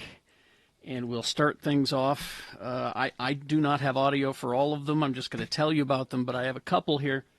And this one is especially interesting because it's the return of Animaniacs. These are all new episodes that are starting next month, I think on Hulu. Mm-hmm. And we got our first look. If you can imagine the opening of Jurassic Park when they first see the Brontosaurus, and there's the scientists are in the Jeep and, all that. So think about that. The cartoon has been extinct since 1998. I mean, these haven't been seen on TV since the golden era of animation. And what? So they look up, and they see the shadow of a Brontosaurus. Or is it the shadow of the Animaniacs? It's the Warner Brothers. And the Warner sisters! And Steven Spielberg shows up. He did it. That crazy son of a gun actually did it. Clean vectored outlines, widescreen format. These don't look like reruns. They're not. I reanimated them. We are gonna make a fortune with this show. How zany are they? Oh, to the max. Of course. Then there's Pinky and the Brain. Pinky and the Brain? You said you're bringing back Pinky and the Brain? Mm-hmm. Say it again. We're bringing back Pinky and the Brain. Put your head between your knees. Boingy, boingy, boingy, boingy. Where are they going? Home. Welcome to Animaniacs. So November 20th on Hulu, the Animaniacs return, all new episodes. People of a certain age are very happy. Yeah. Will they have baloney in their slacks? Is the They question. will. They will have baloney in their slacks. No, I really like the animation style of that video. I invite people to go check it out. It looks great. Other things for you to look for, and Google use the Google machine for this. We got our first look at Marvel's MODOK, also on Hulu. MODOK is a supervillain who has a really big head. He's a giant head, and he's not a very good supervillain. He's sort of an inside joke to Marvel fans, and that's why Patton Oswalt said, "I'd like to do a MODOK show," and so it's going to be a comedy on Hulu. Animated by the Robot Chicken people, so it's stop motion animation, which is why the show's taking so long to make. You can also search for the first 10 minutes, thanks to New York Comic Con, of Hulu, also on Hulu, Marvel's Hellstrom, which we talked about earlier with Bill Frost, the series. You can find that. The one I really want you to look up, though, because this is a new series. It's not for kids. It's an animated cartoon, but it is not for kids, and it is one of the best comic books that has been produced in the past few years. It's Invincible. Now, this is the guy who created Walking Dead doing his take on superheroes. It follows teenager Mark Grayson, voiced by Stephen Yeun, whose father, Omni-Man, voiced by J.K. Simmons, is the most powerful superhero on the planet. Mark is developing his own powers, too, and eventually he might end up figuring out that his father isn't the super guy he's cracked up to be. A lot of celebrities voicing, a lot of famous people, Sandra Oh, Seth Rogen, Gillian Jacobs, Mark Hamill, Walton Goggins, a lot of people on this. But it's a very good comic book, and it looks like they're staying true to the comic book, and so I think you're going to enjoy that. It's Invincible. Look for it. Pixar's latest movie, Soul, is going to bypass theatrical release. It was like set Mulan did. Like Mulan, but here's the difference. It will be on Disney Plus, but you don't have to pay extra for it. Oh, really? Yeah, it's just coming in December, it looks like.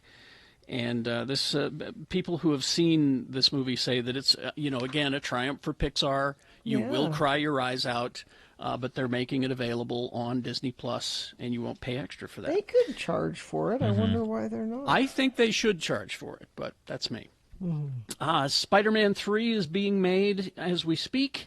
Now, you remember in the first Spider-Man movie, you had Iron Man was kind of Peter's mentor.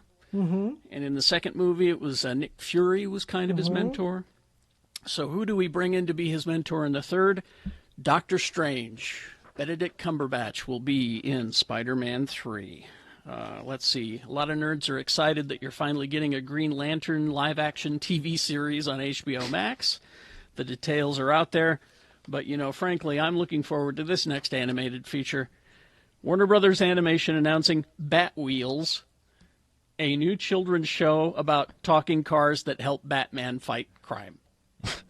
Okay. How do you lose with little kids if it's talking vehicles? Yeah. You're going to sell a ton of toys. It's the Bat computer created them. There's the Bat, the Batmobile, BB, the Batgirl cycle, Red the Redbird, Jet the Batwing, and I didn't know that Batman had a truck, Buff the Bat Truck. So there you go. Everyone was dying for that. Bat truck. Batwheels. It's Batman and cars. It's the again, you're going to sell a lot of toys. Traffic, Nick. Oh, traffic. The last bit of the show. Let's make it a good one. Refreshing the page, building the anticipation, and there's nothing. So it's it's sort of a holiday. Some people get it off today. Yeah. At least in Salt Lake City, it's Indigenous Peoples Day. It's Columbus Day everywhere else in Utah, I think. Yeah. But they have it off work, so maybe not so trafficy. Not very much. All right. Thank you very much. Okay, we will take a break. We will be back with Boner Fight to determine Boner of the Day. We got some booze news coming up, and a reasonable amount of big boy news also on the way. Stand by for that. And now a message from the state of Utah about voting. Now, I know we're supposed to get our ballots in the mail sometime this week. Is that right? Yeah, and when you do, know that Utah is actually really good at this. We've been doing mail-in voting for quite a while, and it's a very safe way to go about it. But you don't have to do it that way. You can still vote in person if you want. But feel good about the vote by mail here in Utah. Yeah, there's a lot of misinformation about voting by mail. It is safe. Your vote can get counted. You can track it. Go to vote.utah.gov. Now, I did this last week. And, because everybody's talking about the presidential race and the big races, but I didn't realize that also on the ballot, there's a lot of, Utah Constitution amendments and a whole lot of different offices. And they've got a very handy feature there at vote.utah.gov where it'll tell you about the candidates and the amendments and explain them to you so that you just don't go in blind. You can do do a little bit of research so you know what's going on and you can vote on that. In Utah, you can vote by mail or in person. All active registered voters in Utah will automatically receive a mail ballot.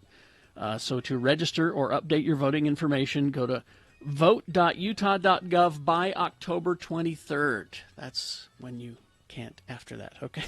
vote.utah.gov. Enjoying a delicious piece of German chocolate cake pie. Exactly.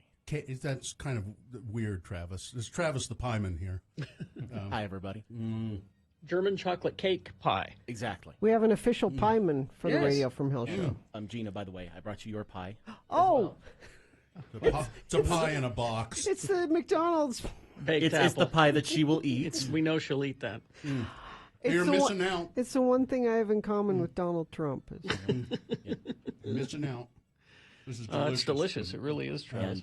And also, Gina, since I couldn't get you pie, I got you something else. What? Well, you got me pie right there. See, Travis has got did he? Yeah.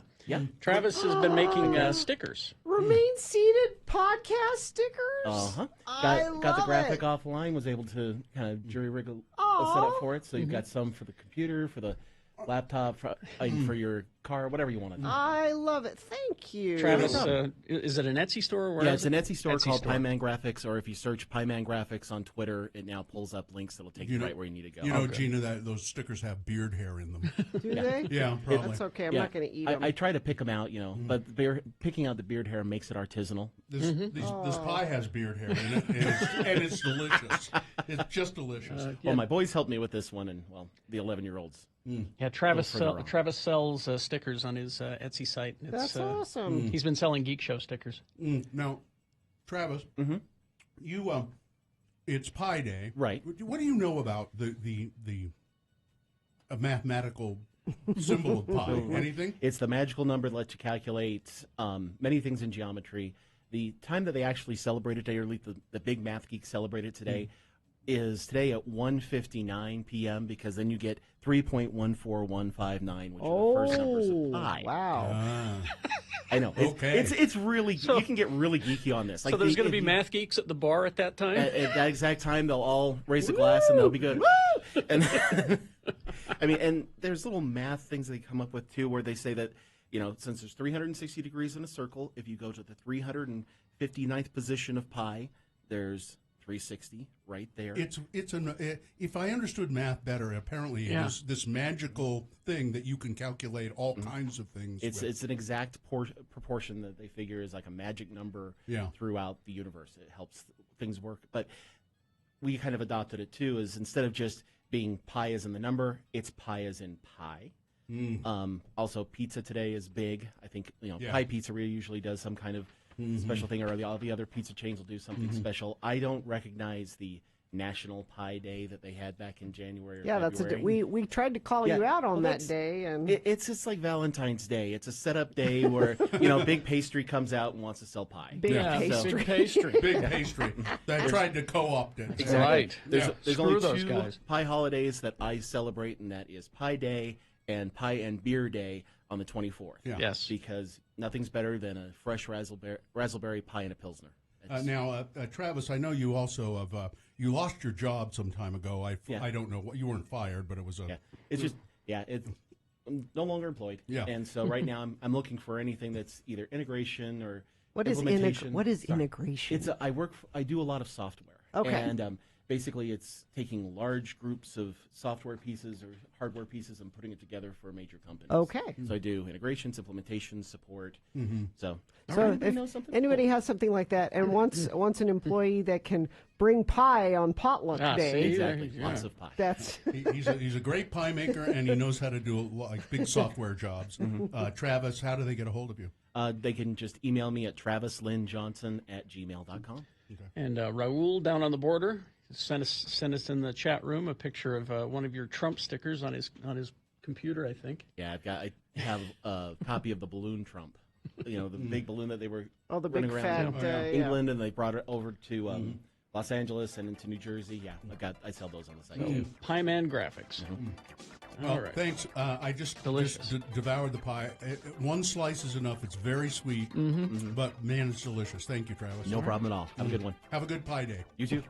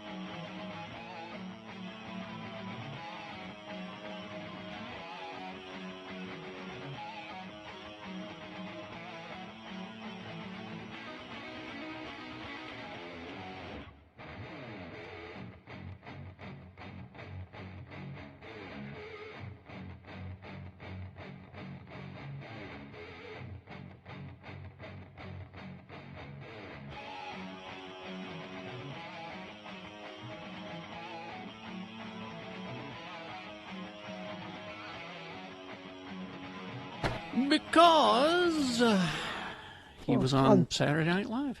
Yeah. So he that's Jack White, and he filled in last minute. They're supposed to have some country douchebag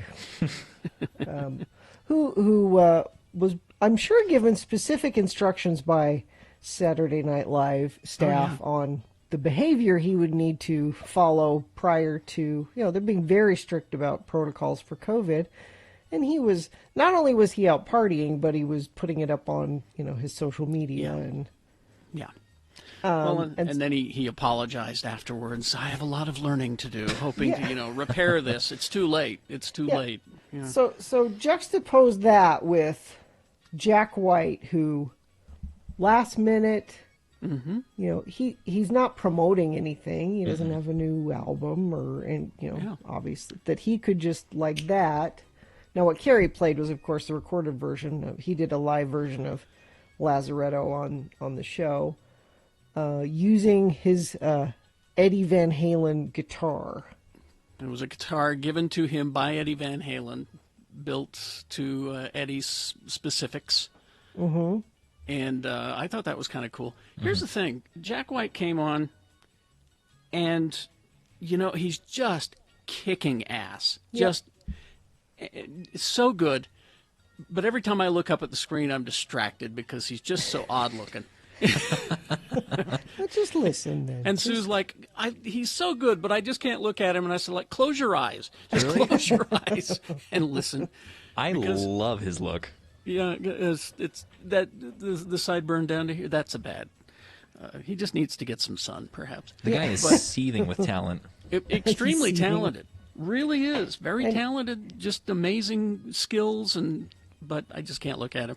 Yeah, I was lucky enough to see him when he came and played at the Saltaire this last year. That was I've worshipped Jack White since I was very, very little, because growing up playing guitar, his guitar style was the one I wanted to adopt the most, because he plays everything on the guitar. He plays the low notes and the high notes, and he solos over himself. But the coolest part was out at the concert at Saltaire. He took a break from the set, just kind of walked away. I think he has two different bands when he's touring. He has an all-female band for his softer songs and an all-male band for his more raucous rock and roll stuff.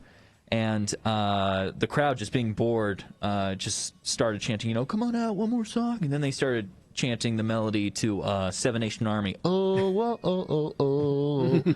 And he comes out, and you would think, that being his by far most popular track, he would be somewhat sick of it, but a light kind of lit up in his eyes, and he was like, no, keep going. And so he got the crowd to keep going with the melody, and then he tuned his guitar in real time to the crowd, and then he went right into Seven Nation Army coming back from the set. Yeah, nice. I think kids learning guitar a long time ago, it was Smoke on the Water. It was the first thing they learned. Now it's Seven Nation Army is the first thing you learn on guitar. Well, before we leave the Saturday Night Live subject, just real quick here. Did anyone else have this situation when you were watching Weekend Update? And my dear sweet Kate McKinnon comes on doing her character, Dr. We Notice. And so then there's a glitch, and I don't know whether it's my DVR or the recording or whatever. There's a glitch. And then suddenly, on the table appears a blood pressure cuff. Obviously, something was missing there. Yeah. And then they finish the sketch. So then I wake up this morning and I get sent a video of the complete sketch. Now, my question is was that a technical problem just for us, just for me, or was it the West Coast feed? They cut the part out where I think they cut it out. She broke character. Yeah. I don't know why they did that if they did cut it out. I should have asked Bill Frost when he was here. He knows his stuff. Because I couldn't tell whether it was a technical issue or if they cut it purposely. No, I think they cut it. If they cut it purposely, I don't know why, because it was just a perfectly wonderful moment to have where she breaks character and says, this is a character I created to be coping with what's going on, because every time I turn around, we don't know these things. And I just found comfort in this character that knows things, Yeah, I didn't know they cut it out, but yeah, I bet that's what happened, because we get the West Coast feed. So that's what I wonder, is if it's the West Coast feed and we lost that. So look for the actual bit, okay? Look for the bit. because it's a great moment where she says, I have access to all these mustaches and wigs, and this was something that I created to find comfort with. So look for that online. The Saturday Night Live, the actual Saturday Night Live feed is where I found it. So it's out there. And I liked I liked the Sam Adams commercial. I thought that was kind of funny with Bill Burr. Why don't I see remember that? one? No. Is that something else that they cut? Maybe, because I thought maybe they didn't. Maybe they cut it for time. I didn't see that. We should look it up because we'll really look it up. funny. Okay. Yeah. All right. Well, we will take a break right now, and we will be back with boner fights. We've got some booze news coming up, a reasonable amount of news. Stand by for all of that. And now a message from the State of Utah COVID Task Force. There's so much information on this website, coronavirus.utah.gov. I look at it every day. The dashboard is really helpful, just for a quick glimpse of everything that's going on. But there's a lot of other useful information there as well. Oh, yeah. There's if you have any questions about quarantine and isolation, for example. I mean, it's a great resource if you want to know if you have symptoms like a cough, fever, shortness of breath, muscle aches, sore throat, loss of taste or smell. You should be tested. And while you wait on your test results, you should be isolating at home, away from others. Isolation is for people who are sick or test positive, but until you get your test back, you don't know. So it's important that you put yourself in isolation until you get your test back. There's a lot of information here that our own politicians could use and learn from. I check it out every day. There's good information for you there every day. Coronavirus.utah.gov. So I saw this story too this morning, and did somebody break wind on the news? It's what is that sound is what we're playing. That's a game. So see if it sounds like that to you. This is during an interview with Democratic Representative, how do you say his name? Swalwell. Swalwell. He's on being interviewed by Chris Matthews on MSNBC. And you've got the audio. I've got the audio. So we'll start off with Chris, and then he'll talk, and then you'll hear the fart during Eric Swalwell's response. Who were on the phone listening to the president talk about this swap of dirt for U.S. military aid. Chris, so far, the evidence is uncontradicted that the president used taxpayer dollars to ask the Ukrainians to help him cheat an election. And the complaint that I've heard... Okay, one more time. There we go. Evidence is uncontradicted that the president used taxpayer dollars to ask the Ukrainians to help him cheat an election. And the complaint that I've heard... Who were on the...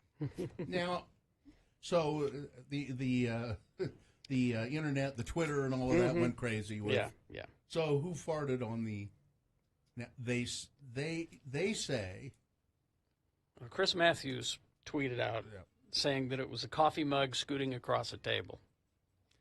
Which it probably is. It could be, but it also sounds to me like a wooden stool leg. Yeah. Scraping across the floor. I think it's more likely one of those things than a fart. I thought it was somebody just farting around. Somebody just put that in there. That's what it seemed like to me. Added it to it? Yeah. No. Well, no, they said that it happened during the broadcast because if you look at Swalwell's face, he kind of grimaces a little. Oh, I didn't notice that. What was that? Well, then it was him. It was Swalwell. And that was a Democratic fart. He said, no, it wasn't me. I don't know where it came from, but it was funny at the time, and that's why I smiled. Well, let's see. They say the smeller's the feller. Well, what does it mean, the listener? The listener's the what? I don't know. That's what I'm trying to... The hearer's the... Is the bearer? I don't know. I thought he who smelt it dealt it. Well, it doesn't indicate that he smelt it. It indicates that he heard it. Yeah, so we don't know if he dealt it. Fox smells his own hole first. That's what they say. Taxpayer dollars to ask the Ukrainians to help him cheat an election. And now he pauses a little bit there. Yeah, just kind of because he's sneaking it. He thought he could sneak it out. He kind of goes, "Whoa, what was that?" Huh? Although wouldn't he'd sort of have to have a microphone near Well, his, we don't know if it his was whether ventilator. it's his or Chris's, because Yeah, they leave which Chris's side? mic on as well. Oh. So Well, what Chris is claiming is that it was his coffee mug going across the top of the table. If okay, then it's Matthews, and you can look at him. He's a farter. He's a farter. Yeah, he gets too excited about stuff, and The president used taxpayer dollars to ask the Ukrainians to help him cheat an election. And Yeah, that Cheat, pause. That and pause is elect- that tells me he knows it's coming. the pause is unfortunate. That tells me he knows something's happening. Boy, you mean like he leaned up? So Like he tried to one-cheek sneak? one-cheek sneak while he's standing up. Because, you can't fart in those hearing rooms. They're so condensed and all those people. People would go, God, who did that? Well, actually, that's the better place to go because there's so many possible... Wasn't me. Wasn't Wasn't me. Where was I yesterday?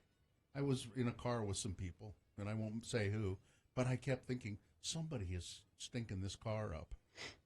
And you don't want to say anything because you'll embarrass somebody. Yeah. Mm-hmm. to help him cheat an election. Yeah, that was Chris Matthews. Think it was Matthews? Yeah.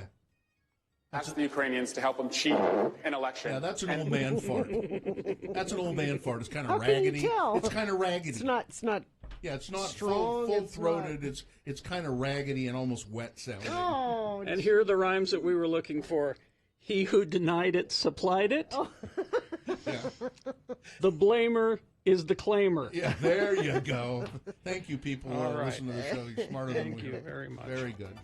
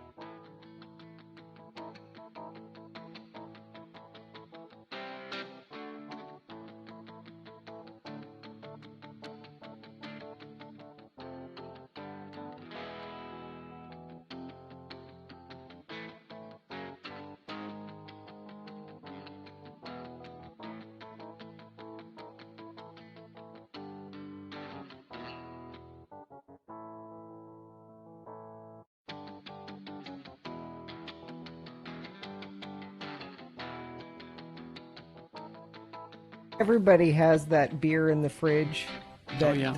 that somebody brought to a party, and it's like a weird something, and it just sits there for months and months and months. Everybody has that. Here's the reason that people bring that to a party. It's because somebody brought that to their party, and they're regifting it to you.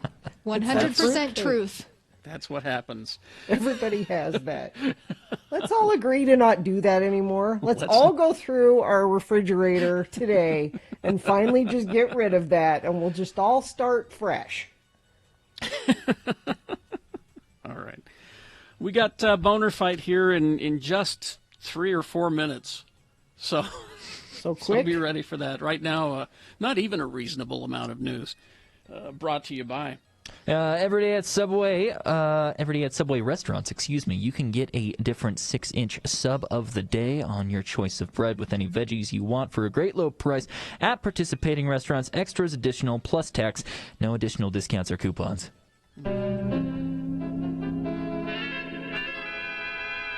Well, Carey Hart is teaching his kids how to fire guns. 45-year-old husband to Pink showed off pictures of 9-year-old Willow and 3-year-old Jameson practicing shooting on his Instagram page. He said, "Fun morning shooting with my kids. Wills is getting seriously good with the rifle and handling a firearm, and Jamo absolutely loves shooting. At this rate, he's processing the handling of them. Makes me proud. I'm a firm believer in teaching my kids to shoot, but more importantly, how to handle a fire alarm. No better sound than the bullet of your kid's gun plucking a steel target at 30 yards. Have a great weekend, everybody. Hashtag, if you don't like it, scroll on. Hashtag, poke the bear." No better sound. Yeah. So, of course, he was getting a lot of backlash from, I can't believe you're doing, and if he's teaching them to do that responsibly, then I think that makes sense. Our good friends at Odyssey Dance Theater are doing, of course, Thriller like they do every year. And they've had to make some adjustments due to coronavirus this year. Now, for the first time ever, audiences will have the option to watch Thriller from home by purchasing a recorded video performance of the show. It's going to be available October 26th for $40 per household. And you have to remember, if you're paying for your whole family to go see it live in person, that's about what you'd pay, maybe even a little more than that. You can go to odysseydance.com for that. Yeager said he's going to put the video up for about a week so viewers can choose when they want to watch it. We've never put one out there, he said, but I videotape the show every year, so I've gotten tons and tons of footage. I'm just going to put it together in a really nice edited version of the show so people can enjoy it at home. So if that's part of your Halloween tradition to see Thriller, and it is in my family. We go every year and love it. Maybe you don't feel comfortable going this year and want to watch it that way, and actually that money will help contribute to Odyssey Dance Theater, so that's nice. Mm-hmm. Is that all the time we have for? That all you got? That's kind of all I think. Okay. It's Boner Fight with Radio from Hell on X96. Boner candidate number 1 from the 7 o'clock hour. I will not be denied tacos. This is... No? Not that? No, it is. I'm shaking my head like I will not be. Nick, don't shake your head at me when I'm reading something. It makes me think I got it wrong. That is the correct one, right, Katie? It is correct. Okay. This is a guy who, not wearing a mask, goes to a taco stand, a taco restaurant, and then they say, "Sir, you need to wear a mask," and he, rather than going and getting the mask, he decides to take a skateboard and toss it through the window, because that's the natural, sane thing to be doing there. And then boner candidate number 2 from the 8 o'clock hour. This is never okay. This is a Utah high school student who wore his Make America Great Again hat to school. Well, he got bullied and spat upon and pushed around a little bit.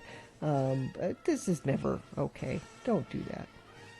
All right, there so you those go. Are your candidates. Yeah. You've got to decide of these 2 candidates, which one is the worst, which one should be boner of the day, 1 or 2. Remember your candidate number, the one that you think should win. Put that number, that single digit, in the message of a text. And you text that to 33986. Pretty easy, 1 or 2 in the message. Send it off. Or you can call the producer's booth and just tell them, use your voice to vote. 877-602-9696. Okay, that's another way to vote. And then the other way to vote is online. Go to x96.com. Now, once the page loads, refresh your browser so that the box appears. It'll say, Boner Fight October 12, 2020, and vote there. Oh, okay. Easy. That's how you vote for Boner of the Day. One of those 3 ways. Let's go. You have until the end of these messages to do it. X96. It is the 23rd century. Humans have left the lowly confines of planet Earth and have sought their destiny among the stars. While many things have changed, one constant remains: the need for young men to venture forth and do the work of the Lord. This is the tale of 2 such men who at the age of 19 have answered the call of their general authorities and are embarking on a 2-year mission to spread the gospel throughout the galaxy. This is the story of Space Elders!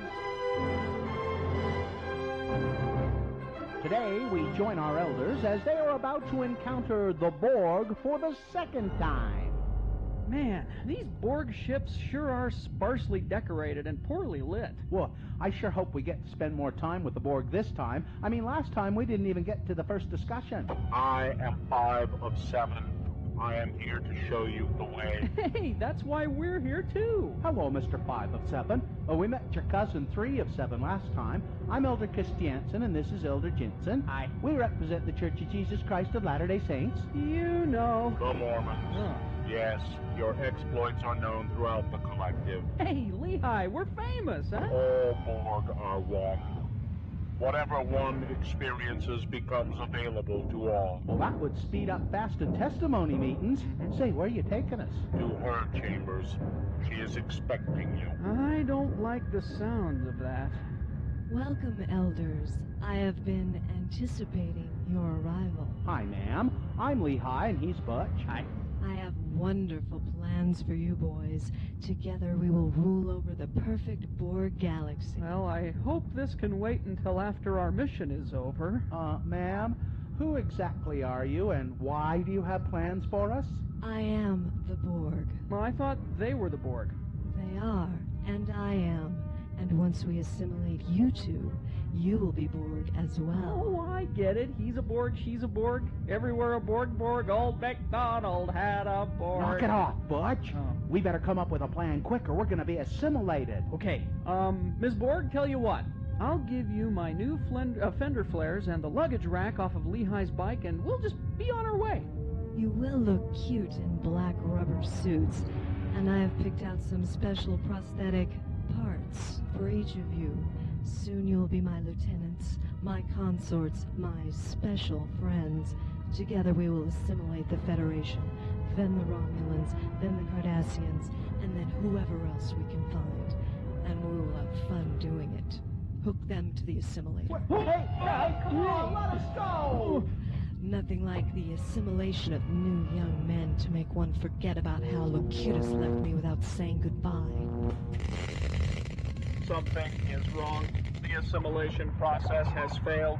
They have already been assimilated by a stronger force than the Borg. Quick, shut down the machinery. The feedback could contaminate the collective.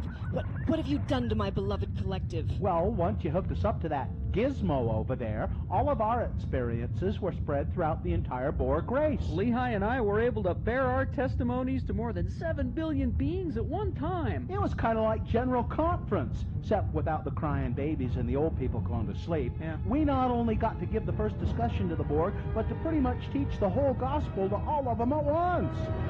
Could it be? Have the Borg finally met their match? Could Butch and Lehigh be immune to the assimilation process? Tune in next time to hear the Borg say... 5. I am Elder 5 of 7, and this is my companion 4 of 9. We represent the Church of Jesus Christ of Latter-day Saints. You know, the Mormons. No! You've turned the most feared race in the galaxy into a bunch of jello-loving, suburban-driving moral goody-goodies. Well, you think that people were afraid of you before. Wait until you start approaching planets now. Man, I'd hate to play word ball against these guys. I think our work here is done. Hey, can we count all 7 billion as converts? Well, technically we didn't baptize them. We'll have to check with Zone Leader Hansen just to be sure. What about me? I was queen. I was the most powerful being in the galaxy, ruler of an entire race of warriors. What am I supposed to do now? Well, I guess you are now the most powerful Relief Society president in the galaxy. Congratulations. Gotta go. Bye-bye, sister. On the next artificial limb attaching episode of Space Elders!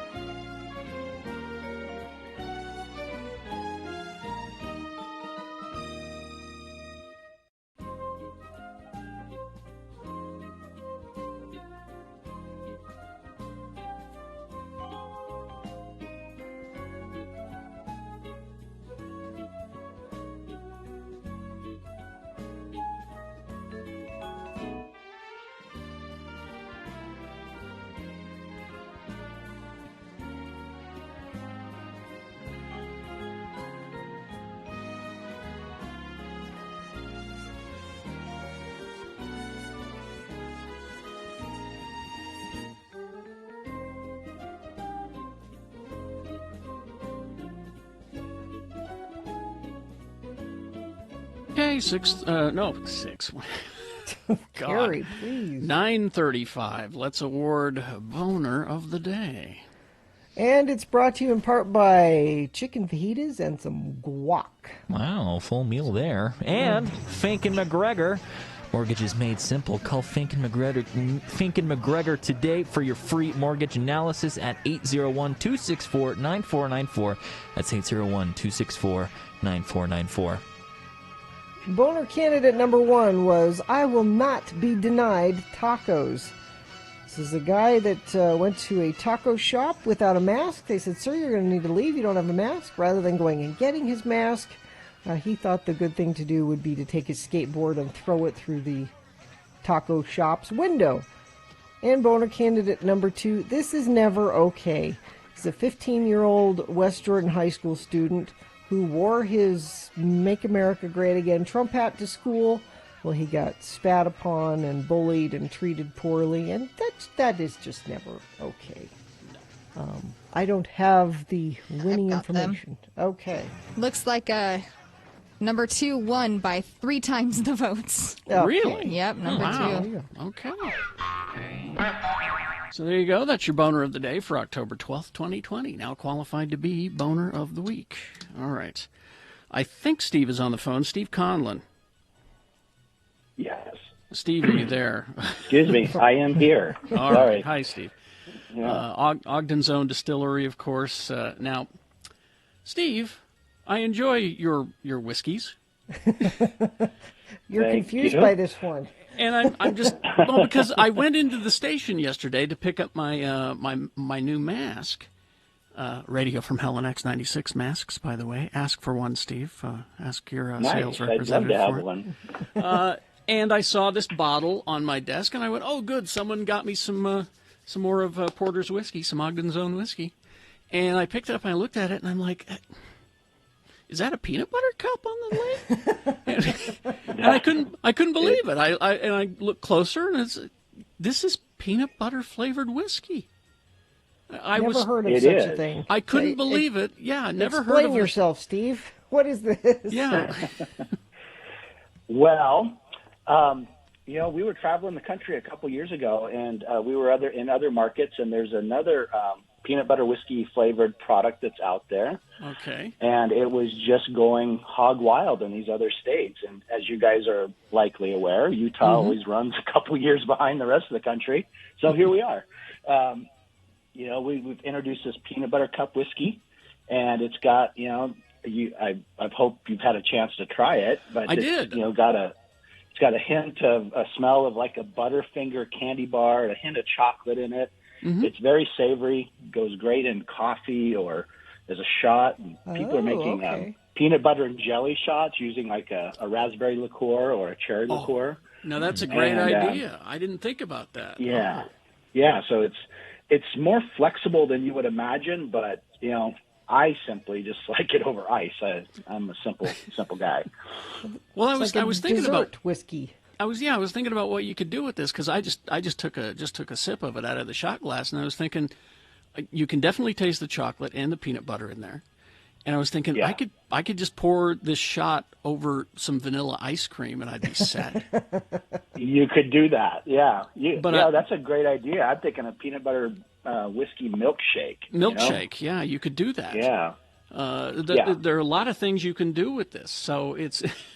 Now, the porters, you've got a bunch of different kind of unusual flavors of it that you can get. Tell people what all the different flavors are. Yeah, because you do. We do. We have the Porter's Fire that we started off with, and that's kind of our ode to the Fireball flavor. It's quite different than Fireball.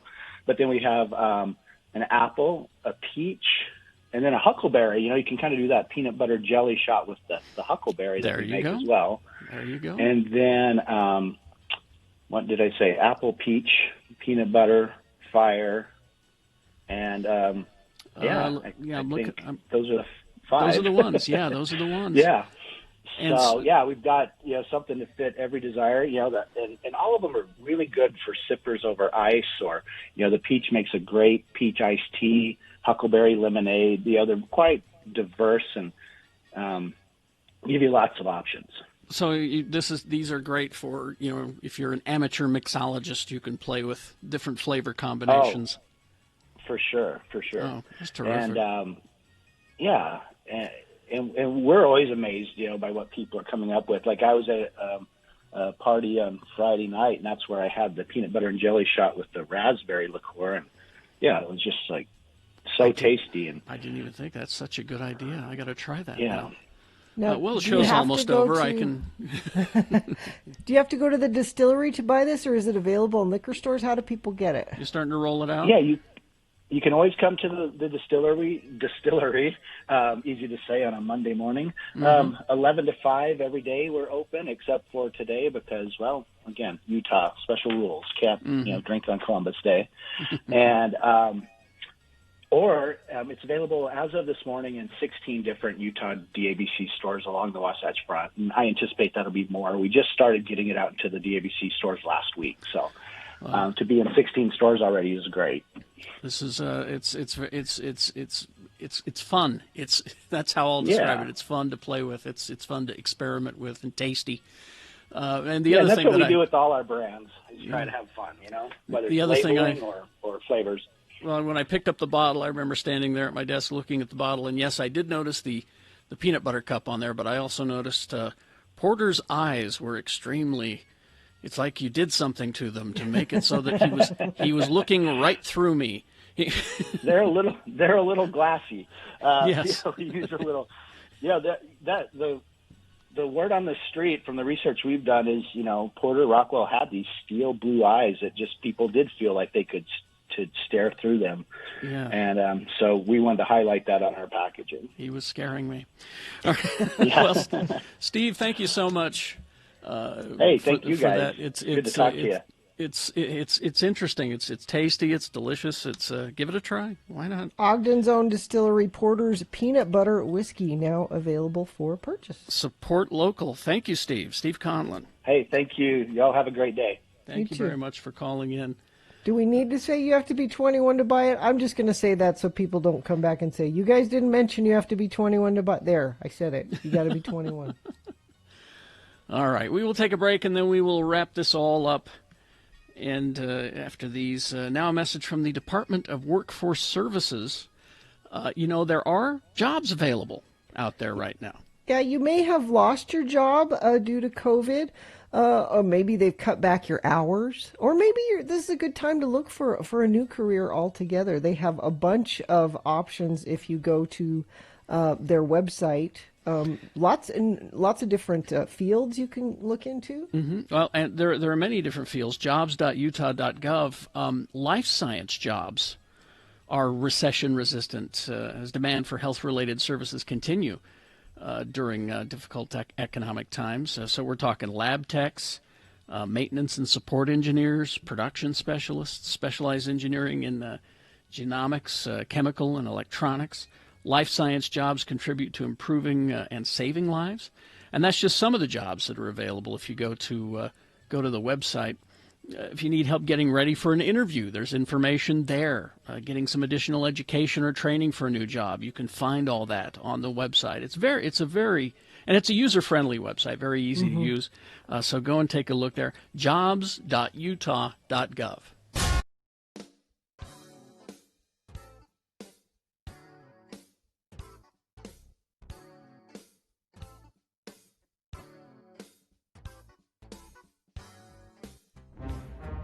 It is the 23rd century. Humans have left the lowly confines of planet Earth and have sought their destiny among the stars. While many things have changed, one constant remains: the need for young men to venture forth and do the work of the Lord.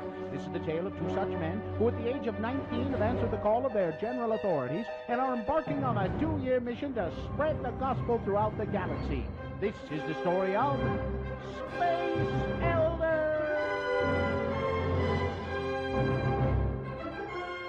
In this episode, we find our elders rendezvousing with Zone Leader Hansen on some distant planet in the BFE sector.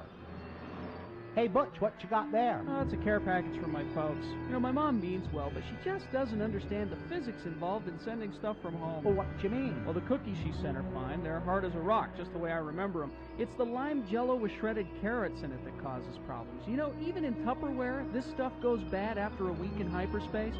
Missionaries who have eaten this stuff have been known to develop a form of space madness. Wow. Oh, look, here comes Zone Leader Hansen right now. I have discovered the most incredible object. It allows us to view any period in the history of any planet. We can research early church history. This discovery will allow me to get reassigned back to Earth and leave you two losers far behind. Great. Glad to hear it. What's that have to do with us? Since you weren't having much luck in the field, I figured that you wouldn't mind watching my discovery while I go back to Starbase 182 and file my report. Hey, are you eating while I'm talking to you? Give me that. Sorry. Say, green jello with carrot shavings. I haven't had this since I left home. But sir, I think you ought to know that... Quiet, Lehigh. He's eating. Shut up, the both of you, right now. This jello tastes funny. He's gone mad. He's got space madness. We better go after him. Okay. Hey, what's that thing right there? You mean that natural arch that seems to be showing the History Channel? Yeah, that thing. What is it? I believe that who is it would be a more appropriate question. Is that you that said that, Butch? No. It must have been the natural arch over there. Okay, I'll play. Who are you, and what have you done with Zone Leader Hansen? I am the guardian of forever. Hansen has entered through me into your world's past. Entered through you? Well, I guess we can get back to tracking now, huh, Lehigh? No, we most certainly can't. Huh? We need to get Zone Leader Hansen back and cure his jello-induced space madness. Come on now, Lehigh. He was a little weird before my mom's jello. Are we sure he's sick? Where in our world's history is Hansen now, Guardian? He was asking questions about Mormon history, and about lime jello in particular. He entered as I was showing him the Relief Society meeting, where sisters first began to experiment with lime jello. Well, if he disturbs that meeting, the timeline of church history could be permanently changed. Let's go, Butch. Will Zone Leader Hansen change church history? Can Butch and Lehigh get him to go before he does? Will the Relief Society let Hansen anywhere near their test kitchen? Tune in next time to hear Relief Society President Mulestein say... I'm at a loss, sisters. We've tried shredded beets, cauliflower, radishes, eggplant, zucchini, and rutabaga. Nothing seems to go with this new lime jello stuff. Excuse me, sister. I think we can help. I don't think we should go against the Prime Directive, Bush. How did you get in here? One wrong move and you'll see the business end of my skillet. Just like the last kid who wandered in here and tried to tell us how to conduct our business. Other kid? Oh, hey, it's Zone Leader Hansen. She's knocked him out cold. Nice going, ma'am. Wish I'd have been here to see it. Tell you what, we'll get him out of your way and you can go back to doing what you were doing. Oh, yeah, and you might want to try shredded carrots. I warned you about meddling. She's got a skillet. Run for it. Run. Ah! On the next liposuctioning episode of Space Elders.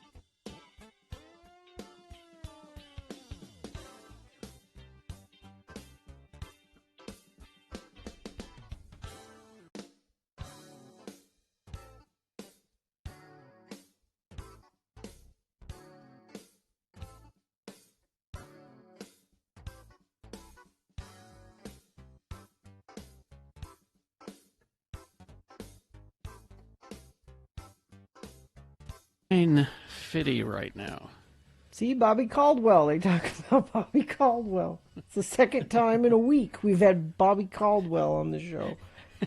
We really? Let me look that up here. Nick, it's music from the 70s. Oh, okay. I was lost for a minute. Don't be. Your parents would understand. What was the hit? Won't do for love, or what you won't do for love? What you won't do for love. Okay. Oh, there we go. Twice in a week. I have heard this. It's a slow Ladies and gentlemen, jam. Bobby Caldwell.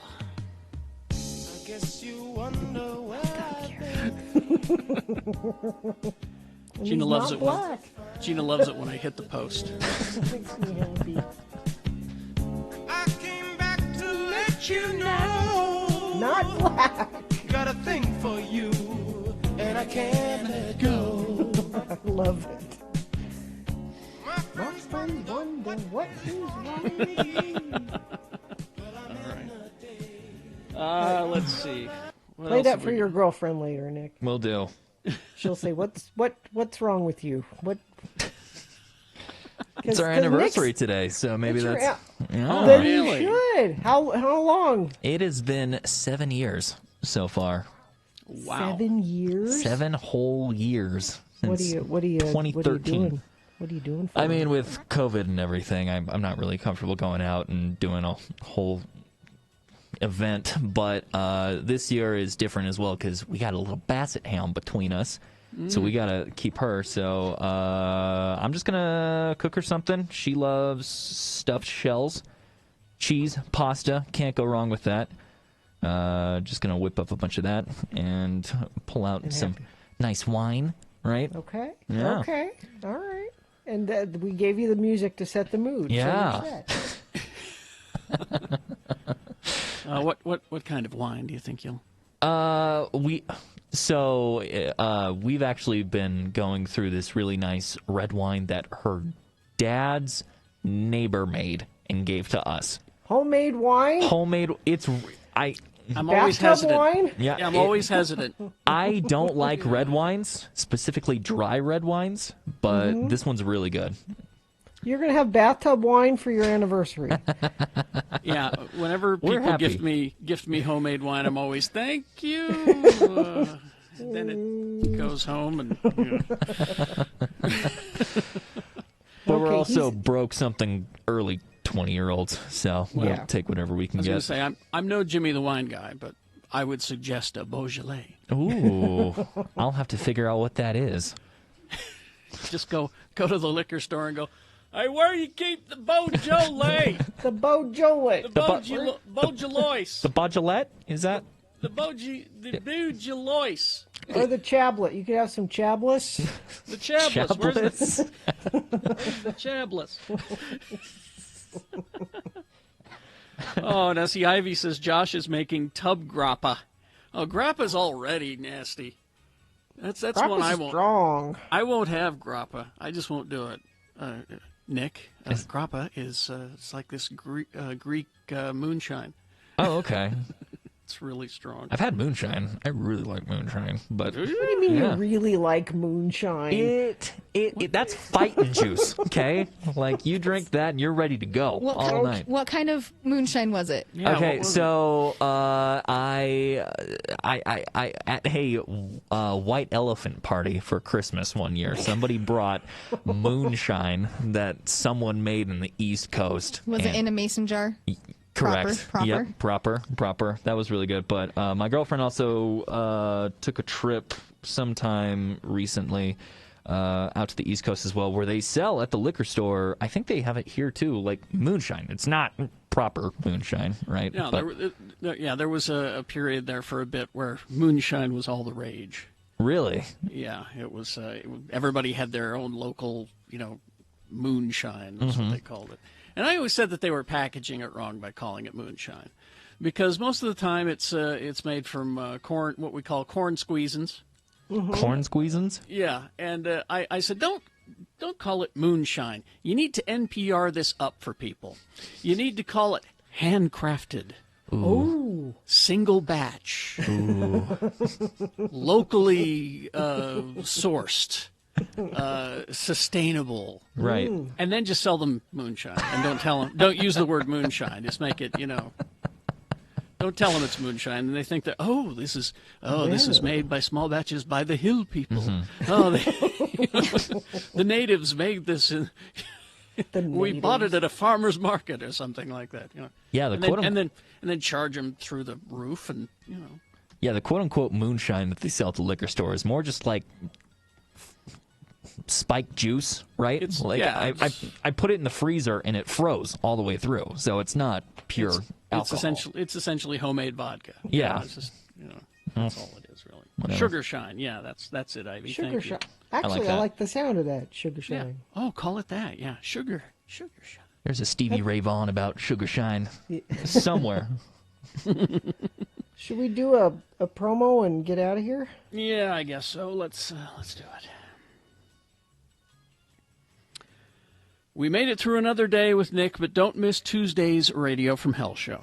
Bill will be back, and so will LeVar and LeGrand. He'll bring them with him, apparently, with the Utah word of the day for us at 7 a.m. Plus, at 7:45, we'll have our weekly COVID update. Then at 9, don't forget Tuesday Tunes with Todd. Of course, there'll be more than that for Tuesday's Radio from Hell show on X96. Now, I have been told by people who have cited them that our mask up billboards are up. Oh, really? Yeah, there was an official sighting on Friday.